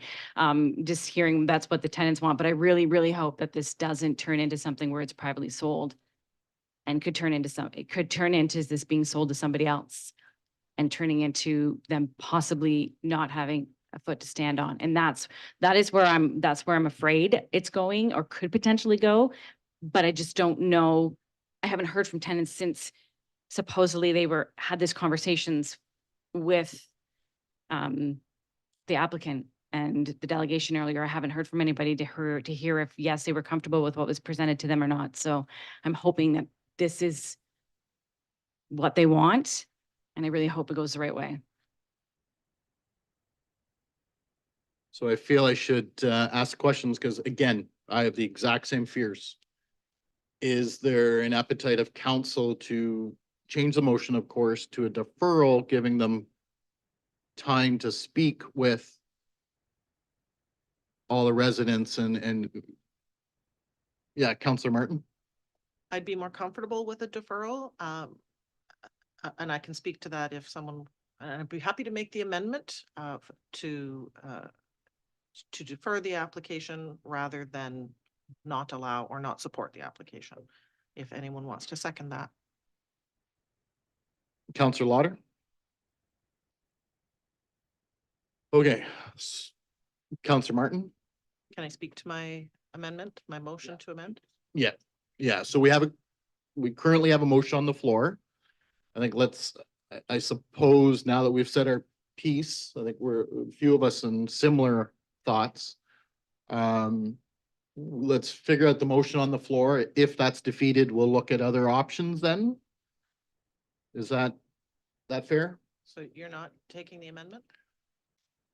That wouldn't be amendments. That's a major change. Okay. So yeah, in my opinion, that's not a minor amendment. That's not a friendly, when I think we might have some difference of opinions here. So so any more questions or discussion before I call a vote on the Counselor Schanberg? Go ahead. Yeah, just clarification on what exactly we're going to be voting on. Yeah, that's Counselor Leatherborough. So the motion as it reads that Woodstock City Council not support the application and advise the county that the city does not support the application due to the potential loss of more affordable rental units. Okay, everybody know Counselor Wismer Van Meer. There we go. Quick question. Perhaps this is for the deputy clerk. If we were to defer this, is it something that's able to come back to the next planning agenda? I'm not sure if that would be to you or Mr. Gilbert. Is that something that we're able to add in that we want this to come back for our next planning agenda so that it's not sitting stagnant, just waiting?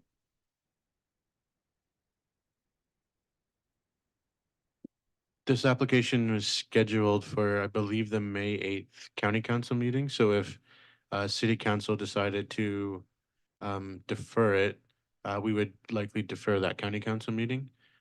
We could potentially bring it back to the May meeting, but we'd have to get those notices out by next week.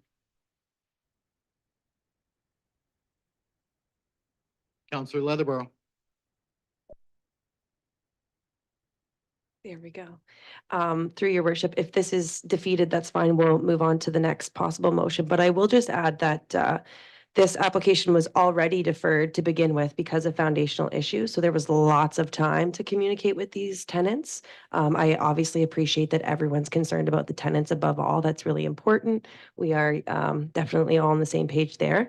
So I just wanted to say that for those pieces alone, that just in the last couple of days, communication is happening, but I'm not sure a deferral would actually lead to more information and clarity that will be sufficient to these tenants if we're really concerned about the tenants. So those are just my thoughts. No, thank you. And those are absolutely fair points.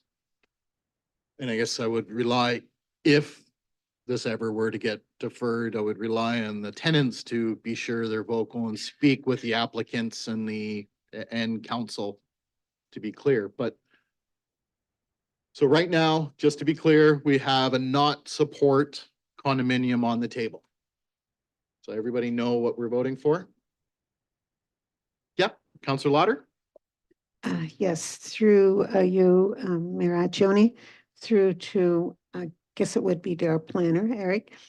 So these deficiencies in the basement or whatever that issue was, will that have to be corrected before they can sell that property?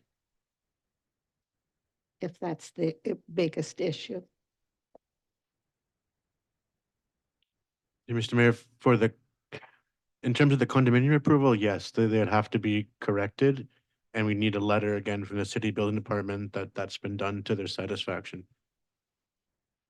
Go ahead. So one more question. So if this didn't go through and they decided to sell the building to another person, just then does the city have anything to do with the deficiencies that are there now, or can that just be sold as is?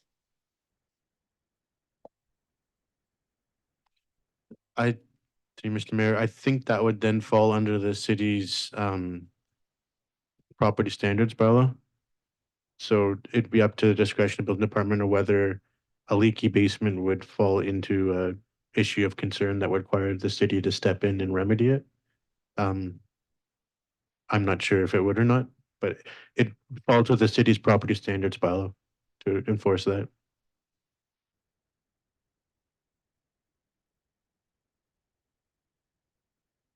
Okay, anyone else before I call the vote? Okay, last reminder, voting for not supporting of a condominium corp.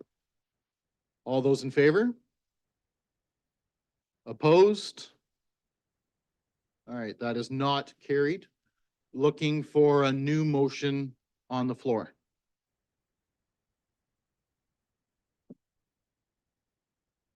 Counselor Martin?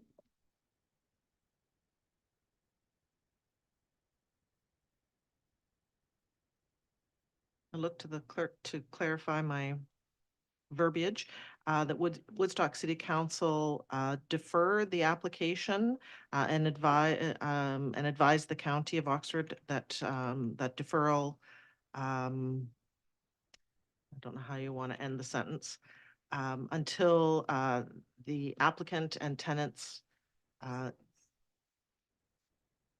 defer the application and advise the county that a decision has been deferred to allow for additional information.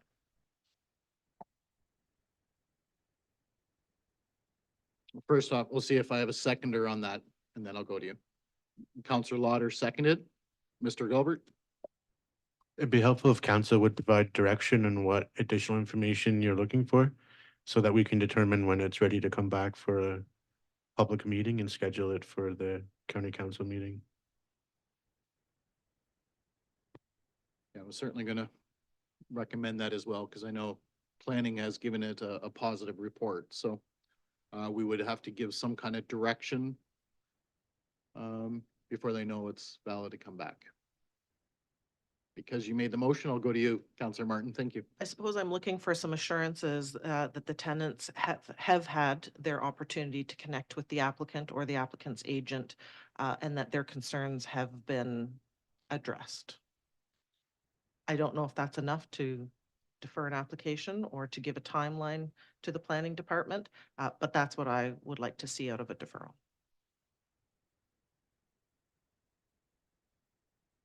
See Eric's head saying yes. Is that satisfactory direction? Yeah, I know what I'm looking for now. Thank you. Okay, any further discussion? Councillor Wismer Van Meer. Sorry, I'm sorry for all these questions. Through you, Mayor, to Mr. Gilbert. I'm not even sure if this is something we are able to ask for, but do we have the ability within this information, asking for this information, to have the tenants be able to sign to say that they've spoken to these, any of the parties, so that we know that this is what's happened before we're looking at this again? I'm just, I guess, maybe looking for guidance on how we ensure that they are actually spoken to and we know that they've had a chance to know all of the information, have all the details, and be able to say, yes, we've had this and received this. Mr. Mayor, that's a difficult question to answer because in a lot of these tenancy issues, there's a reluctance on some tenants to engage for fear of reprisal or being uncomfortable. So I don't think we would require we wouldn't require a signed declaration or anything that they've been contacted. Maybe just the applicant would commit that, you know, they've provided information to all the tenants to the best of their ability or something like that. Yeah, this is unique. In all my years here sitting in this council chambers, I don't recall anything like this before. So this is definitely unique. Anything further from council? Okay, so what we're voting for now, just for clarity, is a deferral of the application until planning has enough information by tenants to feel comfortable to come back and bring it back for our consideration. Okay, all those in favor? Opposed? That is carried, so it is deferred. Okay, so, and with that, I strongly ask all residents to speak with Mr. Burke or the application, of course. Feel comfortable and make sure there's some kind of references back to city council and planning. So when this does come forward, we have an opinion, and sorry, we have thoughts from those living, the tenants. Okay, so thank you very much. Next up, we have 9D. OP 24-01-8 and ZN 8-2401, 329 Buller Street. Mr. Gilbert?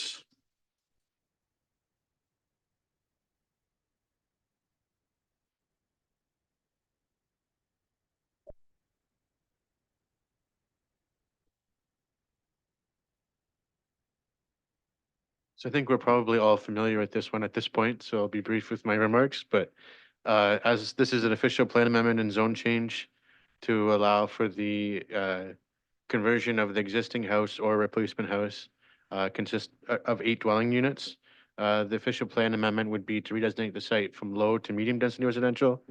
And the zone change would be to go from the current R2 zone to R3 with 2 provisions. One, to recognize the existing lot frontage, which is 17 meters. And the second is to permit a reduced side yard of 2 meters on the western side of the dwelling adjacent to the city-owned alley. The applicant has requested a deferral of the application this evening to allow him an opportunity to work with the neighborhood. Planning staff note that the medium density designation permits a density of 30 units per acre, and this would be 24 units per acre. The proposal does comply with the required parking for a multiple unit dwelling, which again, the visitor parking is included in the overall parking requirements. Staff had recommended support of the application and approval in principle, but the applicant has asked for a deferral. Okay, thank you. Any questions of the planner?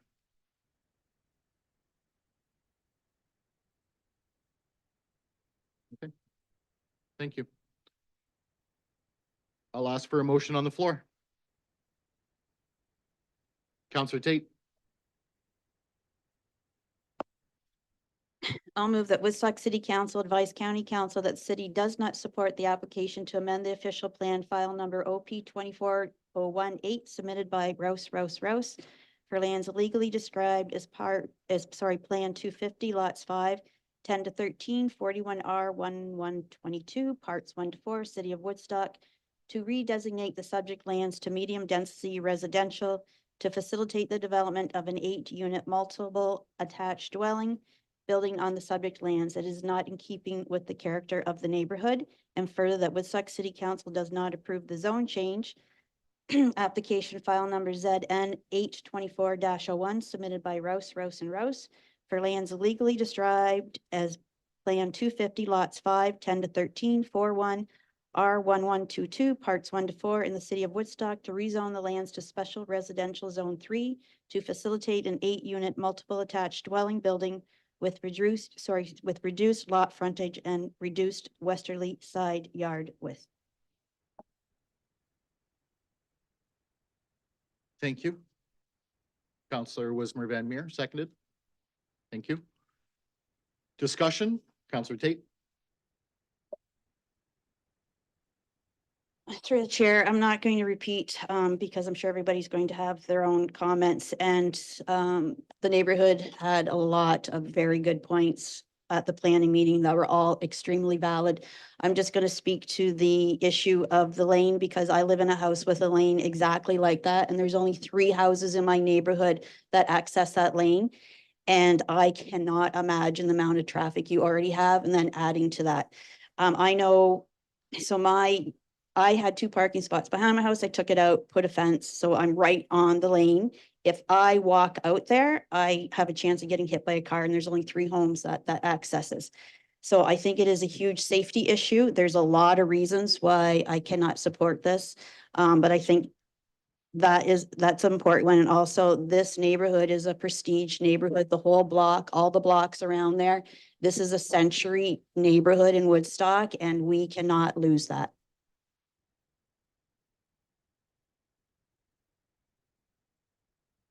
A recorded vote for this. Okay. Counselor Wismer Van Meer.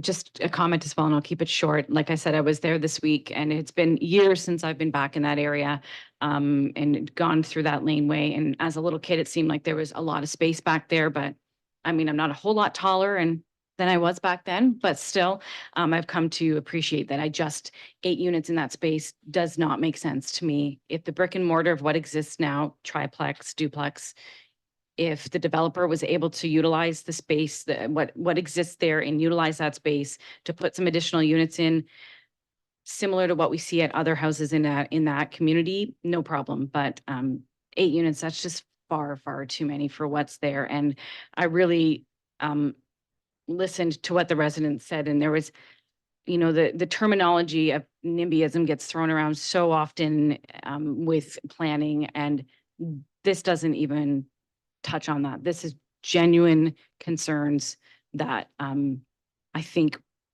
I listened to. I think a few of us have already said we listened to, and it doesn't fit to what's there. So I will obviously be supporting Councillor Tate's motion that she's put forward. Okay, thank you. Anyone else? Counselor Lauder. Thank you. I will also be supporting the motion put forward.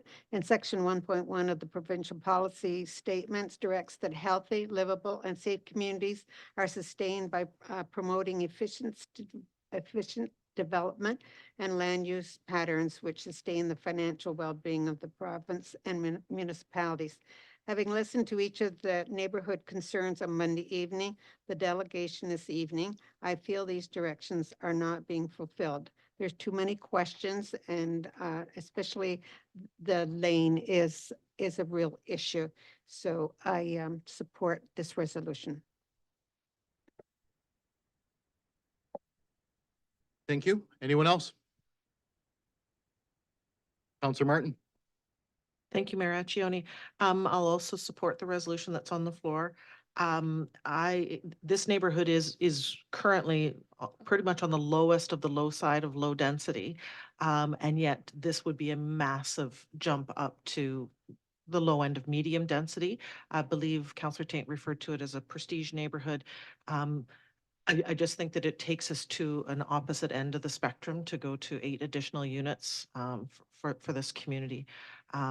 If the application had been for 4 units, I could see that 5, maybe 6, but 8 just seems to be an enormous step up for this community, given the width of streets, the alley, and so many of the other considerations that have been brought forward to us.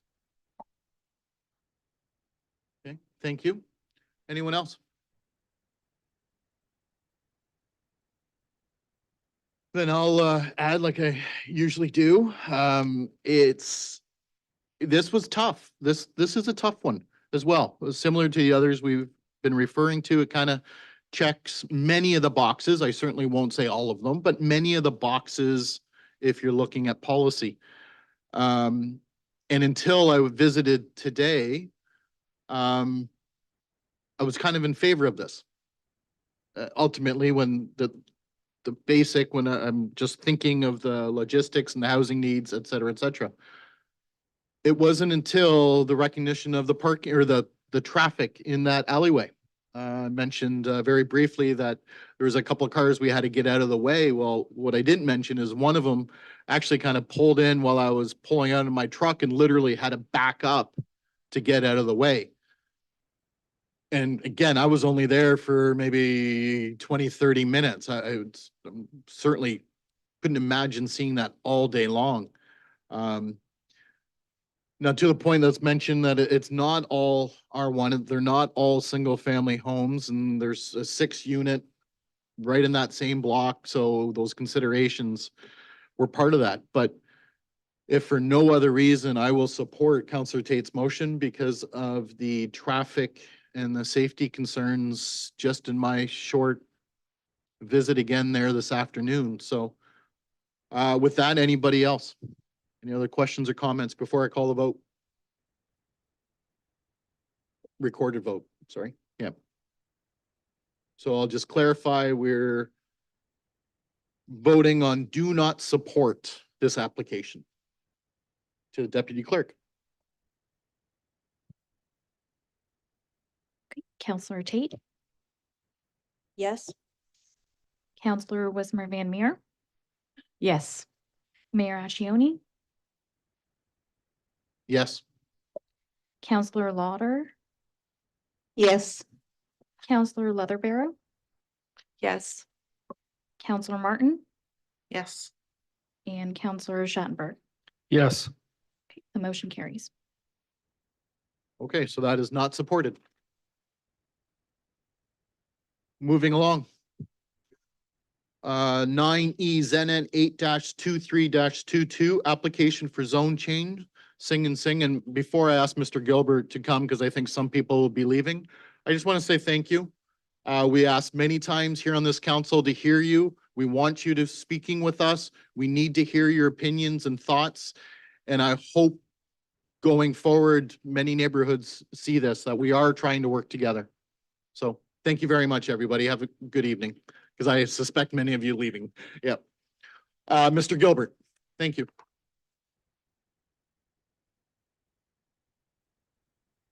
This is a zone change application to rezone a property located on the west side of Oxford Road 4 between Devonshire Avenue and Lansdowne from future development to a special general industrial holding zone, so an M3 holding zone.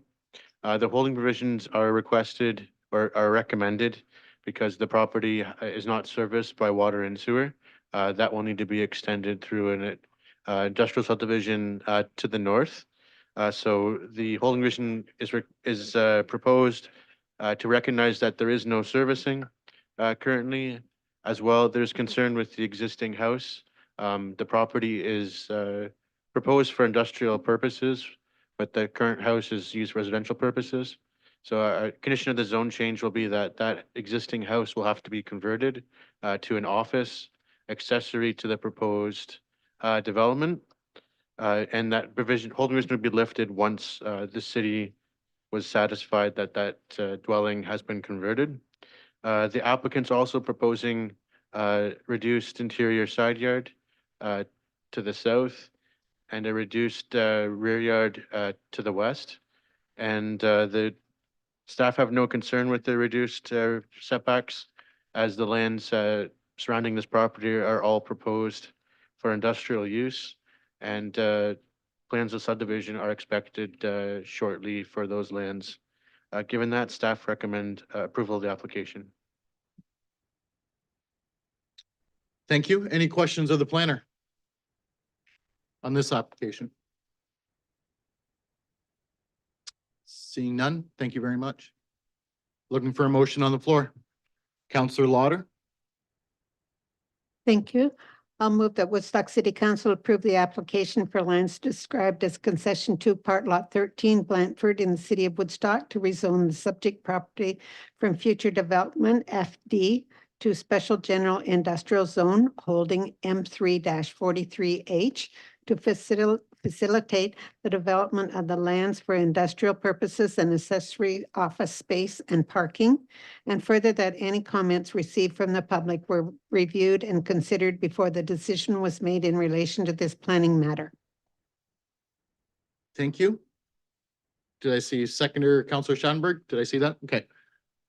And seconded. Discussion? Or questions? Counselor Martin? Just a quick question of engineering department. It's not serviced now with sewer. Do we have a timeline approximately on when that neighborhood, that area of the city would be connected up? Being as there is a holding provision as a result of that?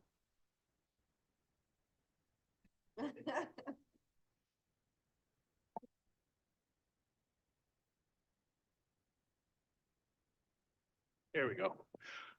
Your worship, through the counselor, you'd have to ask the county for an exact timeline of water and sanitary sewer. I know it's in the short term, but I couldn't tell you exactly when. Short term is a sufficient answer. Thank you. Thank you. Anyone else? No.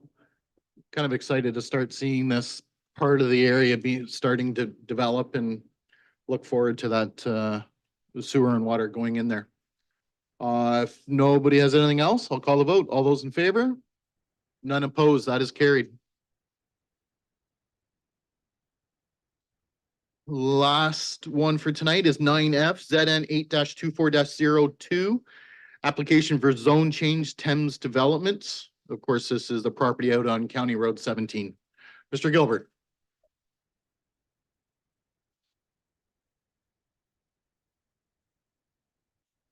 This zone change is fairly minor. It seeks to reduce the rear yard depth from 7.5 meters to 7 meters for the end units of all the townhouses in phase 6 of Thames Developments, as well as 3 single attached dwellings in this area. The shapes of some of the lots are unique because of grading constraints, and the relief will allow the existing dwelling designs used in previous phases to be carried forward, and staff recommend approval of the application. Thank you. Any questions of the planner?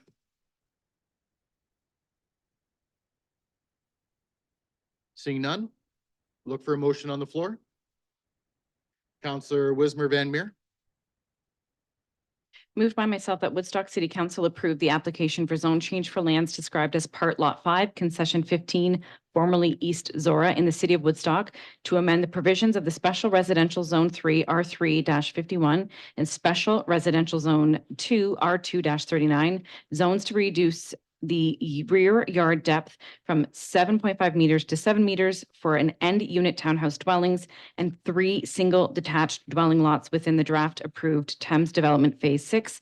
And further, that any comments received from the public were reviewed and considered before the decision was made in relation to this planning matter. Thank you. Looking for a seconder? Counselor Leatherborough, discussion?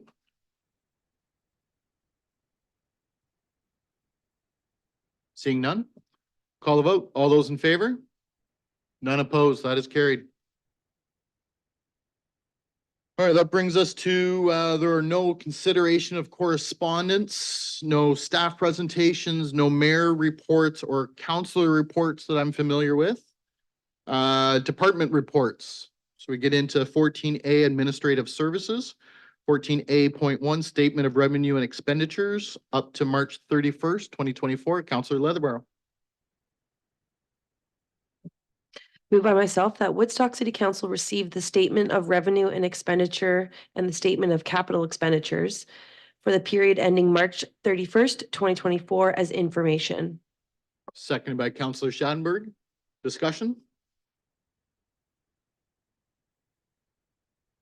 Or questions? Sorry. Seeing none, call the vote. All those in favor? None opposed. Carried. 14A.2, 2023 Revenue Fund Budget Surplus. Looking for a motion. Counselor Lauder. Thank you. I'll move that Woodstock City Council approve the allocation of the 2023 surplus to the reserve for capital projects.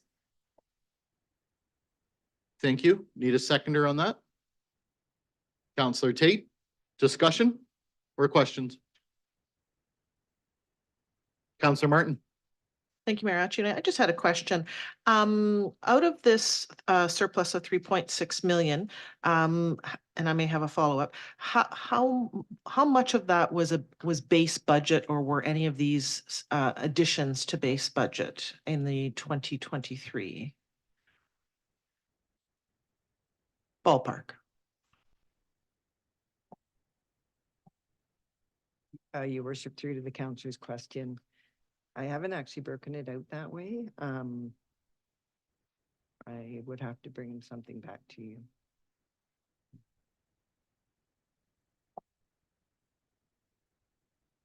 Yep, go ahead. Thank you. So I guess I was asking the question because we taxed people last year for this and we didn't spend it for any number of reasons. But at 3.6 million, do we have to put it into reserves? Had I known that there was 3.6 million unspent when we were debating the budget, to be able to allocate it to the 2024 budget, because if it's in base, then we have taxed again for these same dollars and projects and costs in 2024. So I'm just curious, does this report always come after budget, after the revenue fund budget? Your worship, through the councillor's question, this was discussed at the budget, the meetings on the Tuesday probably, with respect to what the anticipated surplus was, and it was fairly close to that number. I think there was a slide to that effect. Thanks. Yes, there was. Yeah, I recall that as well. Any other questions? I guess I do have one for clarification. We are waiting on a report, and I think this would go to Mr. DeHaan. Is there, that isn't paying attention?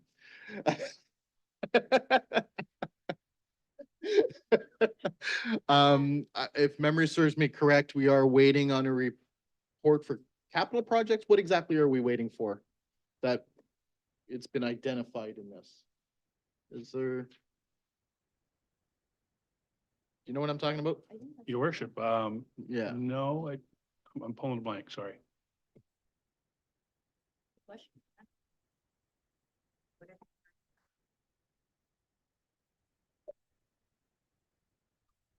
actually thinking, I thought I read something. Maybe through to the CAO. Is it something we discussed? Why is my head? Yes. Discussion comes to me and I apologize, Harold, if that wasn't with you. That I believe we were gonna identify some other needs and this could go towards that. Some future. I don't know. All right. Forget I asked the question. I'm sorry to put you on the spot, Harold. Any other questions or concerns, comments? Counselor Schattenberg. Yeah, just for my further understanding, is it, again, you don't want to say safe to assume, but the fact that it's one thing to sort of say revenues versus expenditures created a surplus, but in the case of 2023, the sale of city-owned property was higher than was originally planned to be. So that's created or assisted and created in a surplus.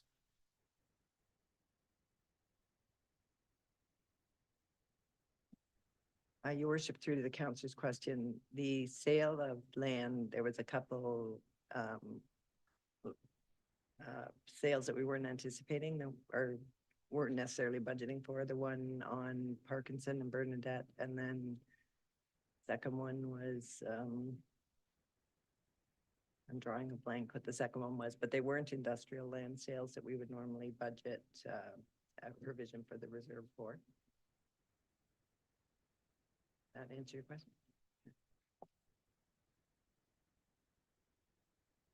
Anyone else? Seeing none, I'll call the vote. All those in favor? None opposed, carried.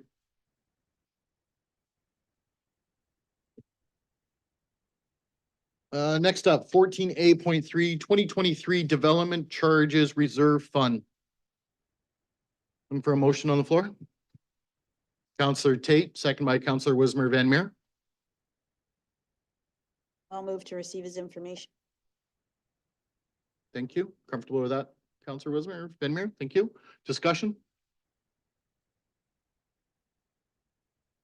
Seeing none, all those in favor? None opposed. Next up, we have engineering, 14B.1, 2024 asphalt resurfacing and surface asphalt tender award. Looking for a motion on the floor. Counselor Lauder. Thank you. I'll move that Woodstock City Council award the tender for 2024 annual asphalt program to Permanent Paving Limited in the amount of $2,555,000 inclusive of HST. Thank you. Seconded by Counselor Schattenberg. I see your hand up. Want to make sure. Discussion or questions?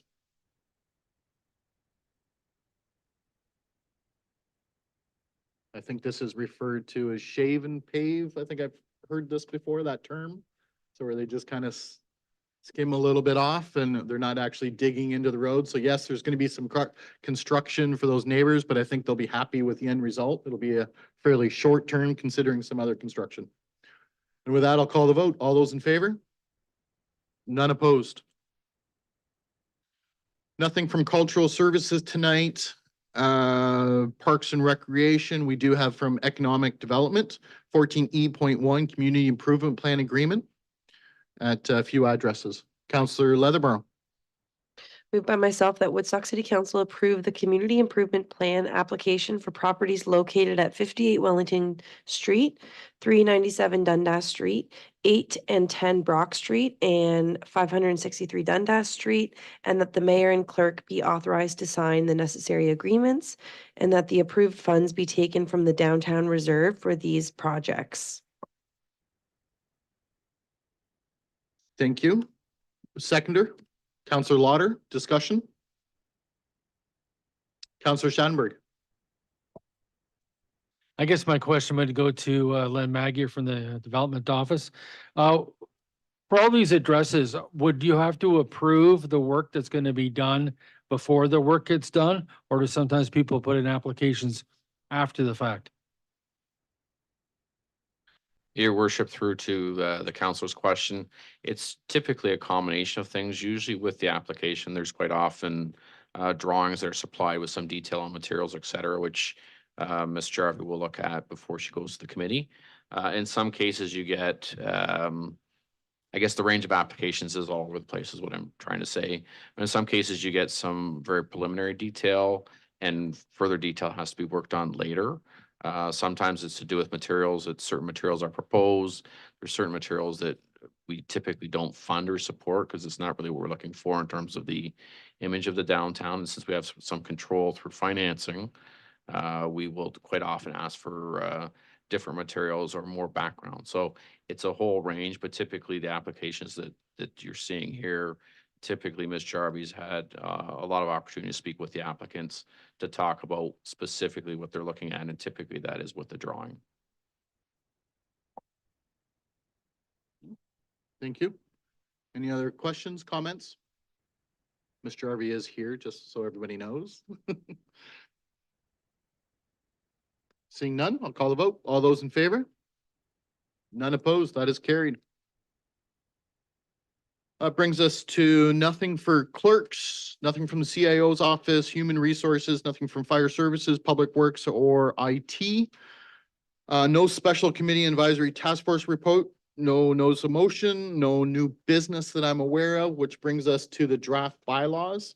And I will just remind Councilor Wismer Van Meer, 9677.24 did not pass, so ignore that. Okay, Councilor Wismer Van Meer. Moved by myself, seconded by Councillor Tate, that the following bylaws be given a first and second reading. 9678-24, a bylaw to amend zoning bylaw number 8626-10 as amended, ZN 8-23-22, 715179 Oxford Road 4, and 9679-24, a bylaw to amend zoning bylaw number 8626-10 as amended, ZN 8-24-02, 745442 Oxford Road 17. Thank you. Any questions or comments on those? Seeing none, Councilor Wismer Van Meer. Moved by myself and seconded by Councillor Tate that the following bylaws be given a third and final reading, 9678-24 and 9679-24. Thank you. Last chance. Last chance? Nope. All right. All those in favor? None opposed. Those are carried. And tonight we're going to start with Councilor Wismer Van Meer. I just want to point out, this is the first time I've gone first, so this is monumental. My It's been a- apologies then. No, don't even worry about it. It's all good. It's been a long meeting, so I am going to try to keep this short. I did mention at our last meeting that this week is Volunteer Week. It's Volunteer Appreciation Week. It's technically called National Volunteer Week, which I think is kind of silly. It should be Volunteer Appreciation. But it also highlights the need for volunteers within your community, and that's part of what happens through the week. I've seen a lot of organizations promoting this and talking about it, not only thanking their volunteers, but showing opportunities to be a volunteer within Woodstock and Oxford County. So I highly suggest that folks look and see where the needs are within our community. And I just want to say thanks to Real Treats. They hosted our volunteer appreciation event last night for Big Brothers Big Sisters. I ate way too much popcorn and ended my night at midnight with cotton candy. So that's not how you go to bed the night before council. But it was a fantastic evening. We had so much fun. So please thank a volunteer this week. And also, if you are out there and you're looking for volunteer opportunities, Volunteer in Oxford's a great website, and just reach out to organizations because there's a lot of us out there looking for you. K2K, they kicked off The Lion King tonight, was their opening show. They had some school shows this week, but tonight is their opening. So this is the junior group of K2K theater. So one of my good friends is a volunteer, and she says they have done a spectacular job with this production. They have a show tomorrow night, Friday, and then 2 on Saturday. If you don't have plans, go and support our local arts. And I just want to recognize Kelly Byers actually received a really well-deserving recognition this week. She was nominated, 46 folks across Canada were nominated, and Kelly Byers won the Canadian Realtor Care Award. Kelly's involved in a lot of different aspects, but I first met Kelly in 2010 when she was doing the Realtors Food Drive. I was working at Heart FM at the time, and she came to us and said, got this crazy idea, like, can you help me promote it on air? And I knew her husband, Justin, from years ago. We went to the same elementary school, but I didn't know Kelly as well. And since then, I've gotten to know her really well and see her passion for this one initiative. It's 15 years this year that this has been going on. I think they said something like 252,000 pounds of food has been raised through this alone. Salvation Army in Woodstock says that this one drive stocks their shelves almost till the end of the year to get them through Christmas as well, for some of those non-perishable items. So Kelly was very well deserving of this award just because of her passion for helping her community. And that's only one of the things that she's been doing. But I just wanted to acknowledge that she did receive this, and I think that's fantastic. But I think in a way to show our congratulations to Kelly, there's one of two things, if not both, that you can do in the next couple of weeks. One is next Thursday, there is a blood donor clinic here in Woodstock. If you are able to donate blood, please consider going and making donation. If you've never done it, I tell you, it's not that bad. As well, the Realtor Food Drive is coming up May 1st. So watch for that. You can put your perishable food items on your porch. They do still need some volunteers to help with some of the routes. So if you have the opportunity to get out and help with that as well. So congratulations to Kelly, and very well deserved. And those are two things that we can do to congratulate Kelly on her success. Yeah, thank you. Thank you for bringing that up and absolutely support. The food drive is something that Sarah and I have helped with in numerous years and again this year. Next up, we'll go to Councillor Leatherborough. Perfect. So this coming Saturday, participate in the 25th annual Thames River cleanup in Woodstock. I know there's a few other cleanup initiatives this coming Saturday as well too, but Saturday, April 20th, approximately 9 a.m. till 12 p.m. It says where various locations along Woodstock waterways. So Kathy Stewart-Mott sits with Councillor Schadenberg and I on the WEAC, Woodstock Environmental Advisory Committee. So she's always looking for more volunteers as well this Saturday. I've also written down the State of the City Address breakfast with the mayor. It's not breakfast on the mayor, it's with him at 7 a.m. Tuesday, April 30th at Southgate Center. So I will be there. And I just wanted to thank Councillor Schadenberg again. On Monday, I reached out to him to chair the public planning meeting, and he did a great job. And he noted that it was actually his first time doing it in person, because obviously last term when he was chairing the public planning meetings, it was virtual. So I teased him and said that there was a bit of a sports, broadcaster vibe with it. But anyways, he did a great job. So thank you very much for helping me out with that. Yes, thank you. Bounce over to Councillor Tate. I will not be attending the mayor's breakfast because I cannot imagine getting up that early. Good for all of you that do, but there's no way I get up that early. Oh, my Lord. So on April 28th is the National Day of Mourning, and it's a date everyone shares when we gather in the community to honor and remember those killed or injured at work. From my understanding, there's nothing going on in Oxford this year. I did talk to Unifor. They are going to do something next year.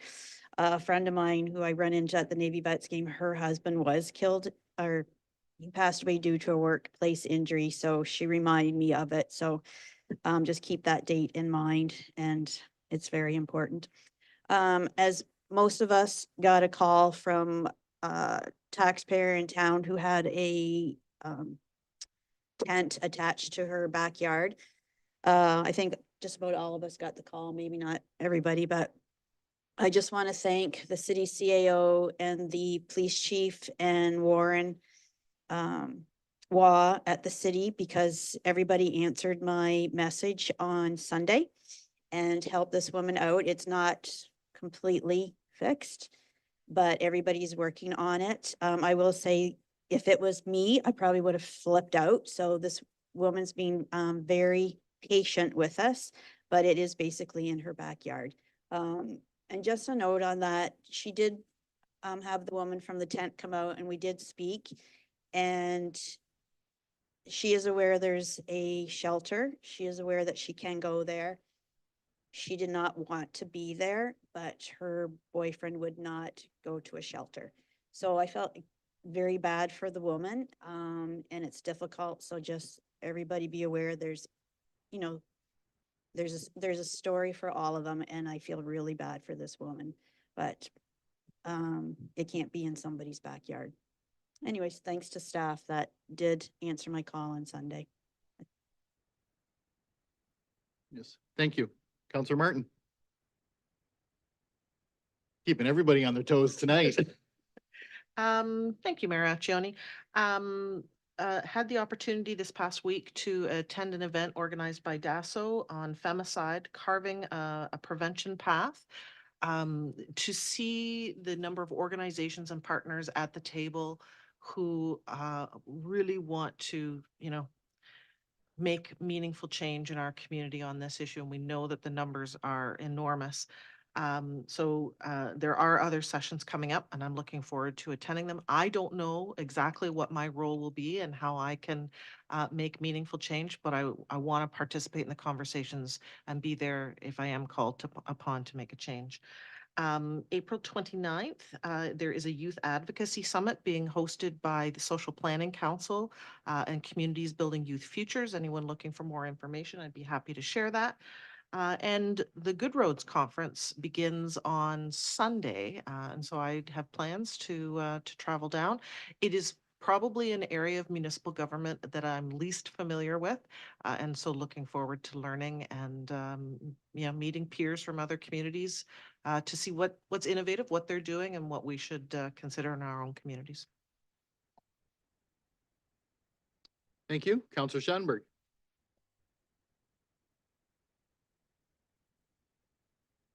Yeah, thanks a lot. Councillor Martin just mentioned a seminar she's going to be attending. I just returned this afternoon from a couple of days in Collingwood at the Parks and Recreation Ontario, or PRO conference. There was a riveting session. I'll tell you, it was a riveting session on the different construction and build styles for community facilities, sessions on topics like feasibility studies and master plans. Yeah, I picked some of the fun ones to attend, but there was a very good keynote speaker talking about AI and how artificial intelligence is going to be affecting everything from workplaces to municipalities, or possibly in the very near future, especially with sort of the for lack of a better term, writing of press releases, and then you can sort of put it that way if it's something's assigned to AI. Also want to remind everyone that Arbor Day, or our tree planting, is on Saturday, April 27th at 8:30. Tamarack Boulevard is the meeting place this year, so that's the Hartley Farm subdivision off of County Road 11, basically the top of Burgess Park, starting at 8:30 in the morning. Be sure to dress for the weather. Tree planting is very important, of course, between air quality and prevention of soil erosion and of course the habitat and wildlife as well. So it's a very important event on April 27th.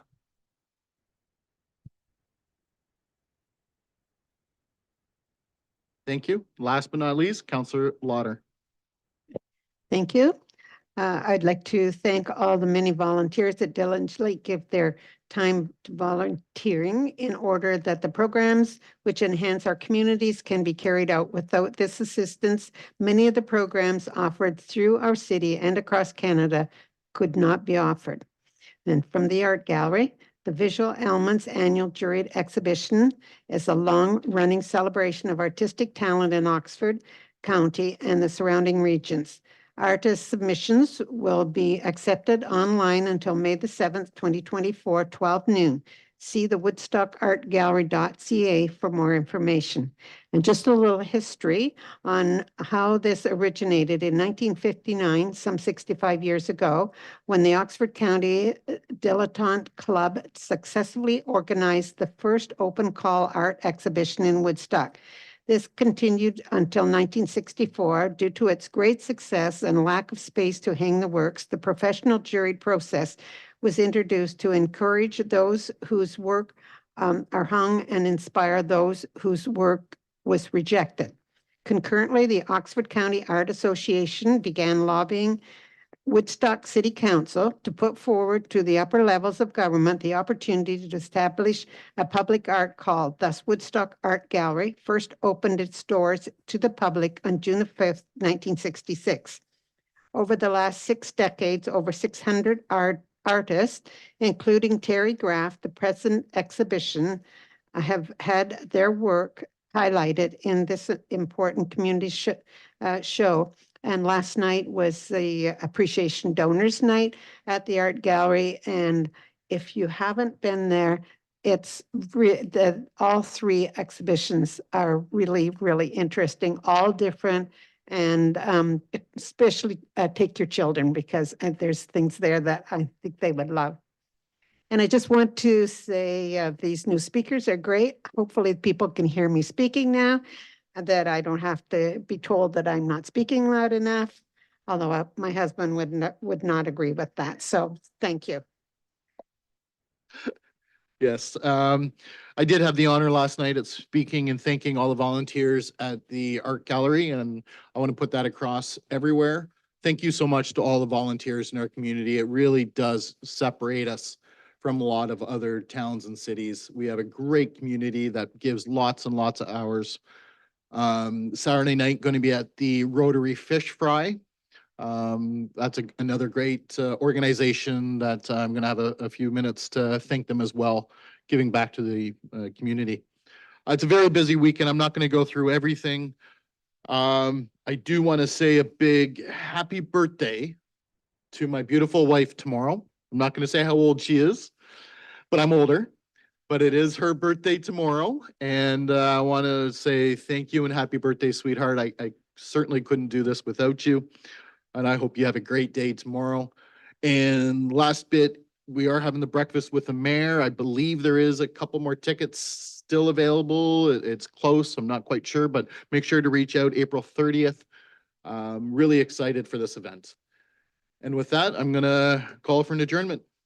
Councillor Schattenberg, second by Councillor Leatherborough. All those in favor, we are adjourned. Everybody have a great night. Thanks everybody for watching. Been a long night.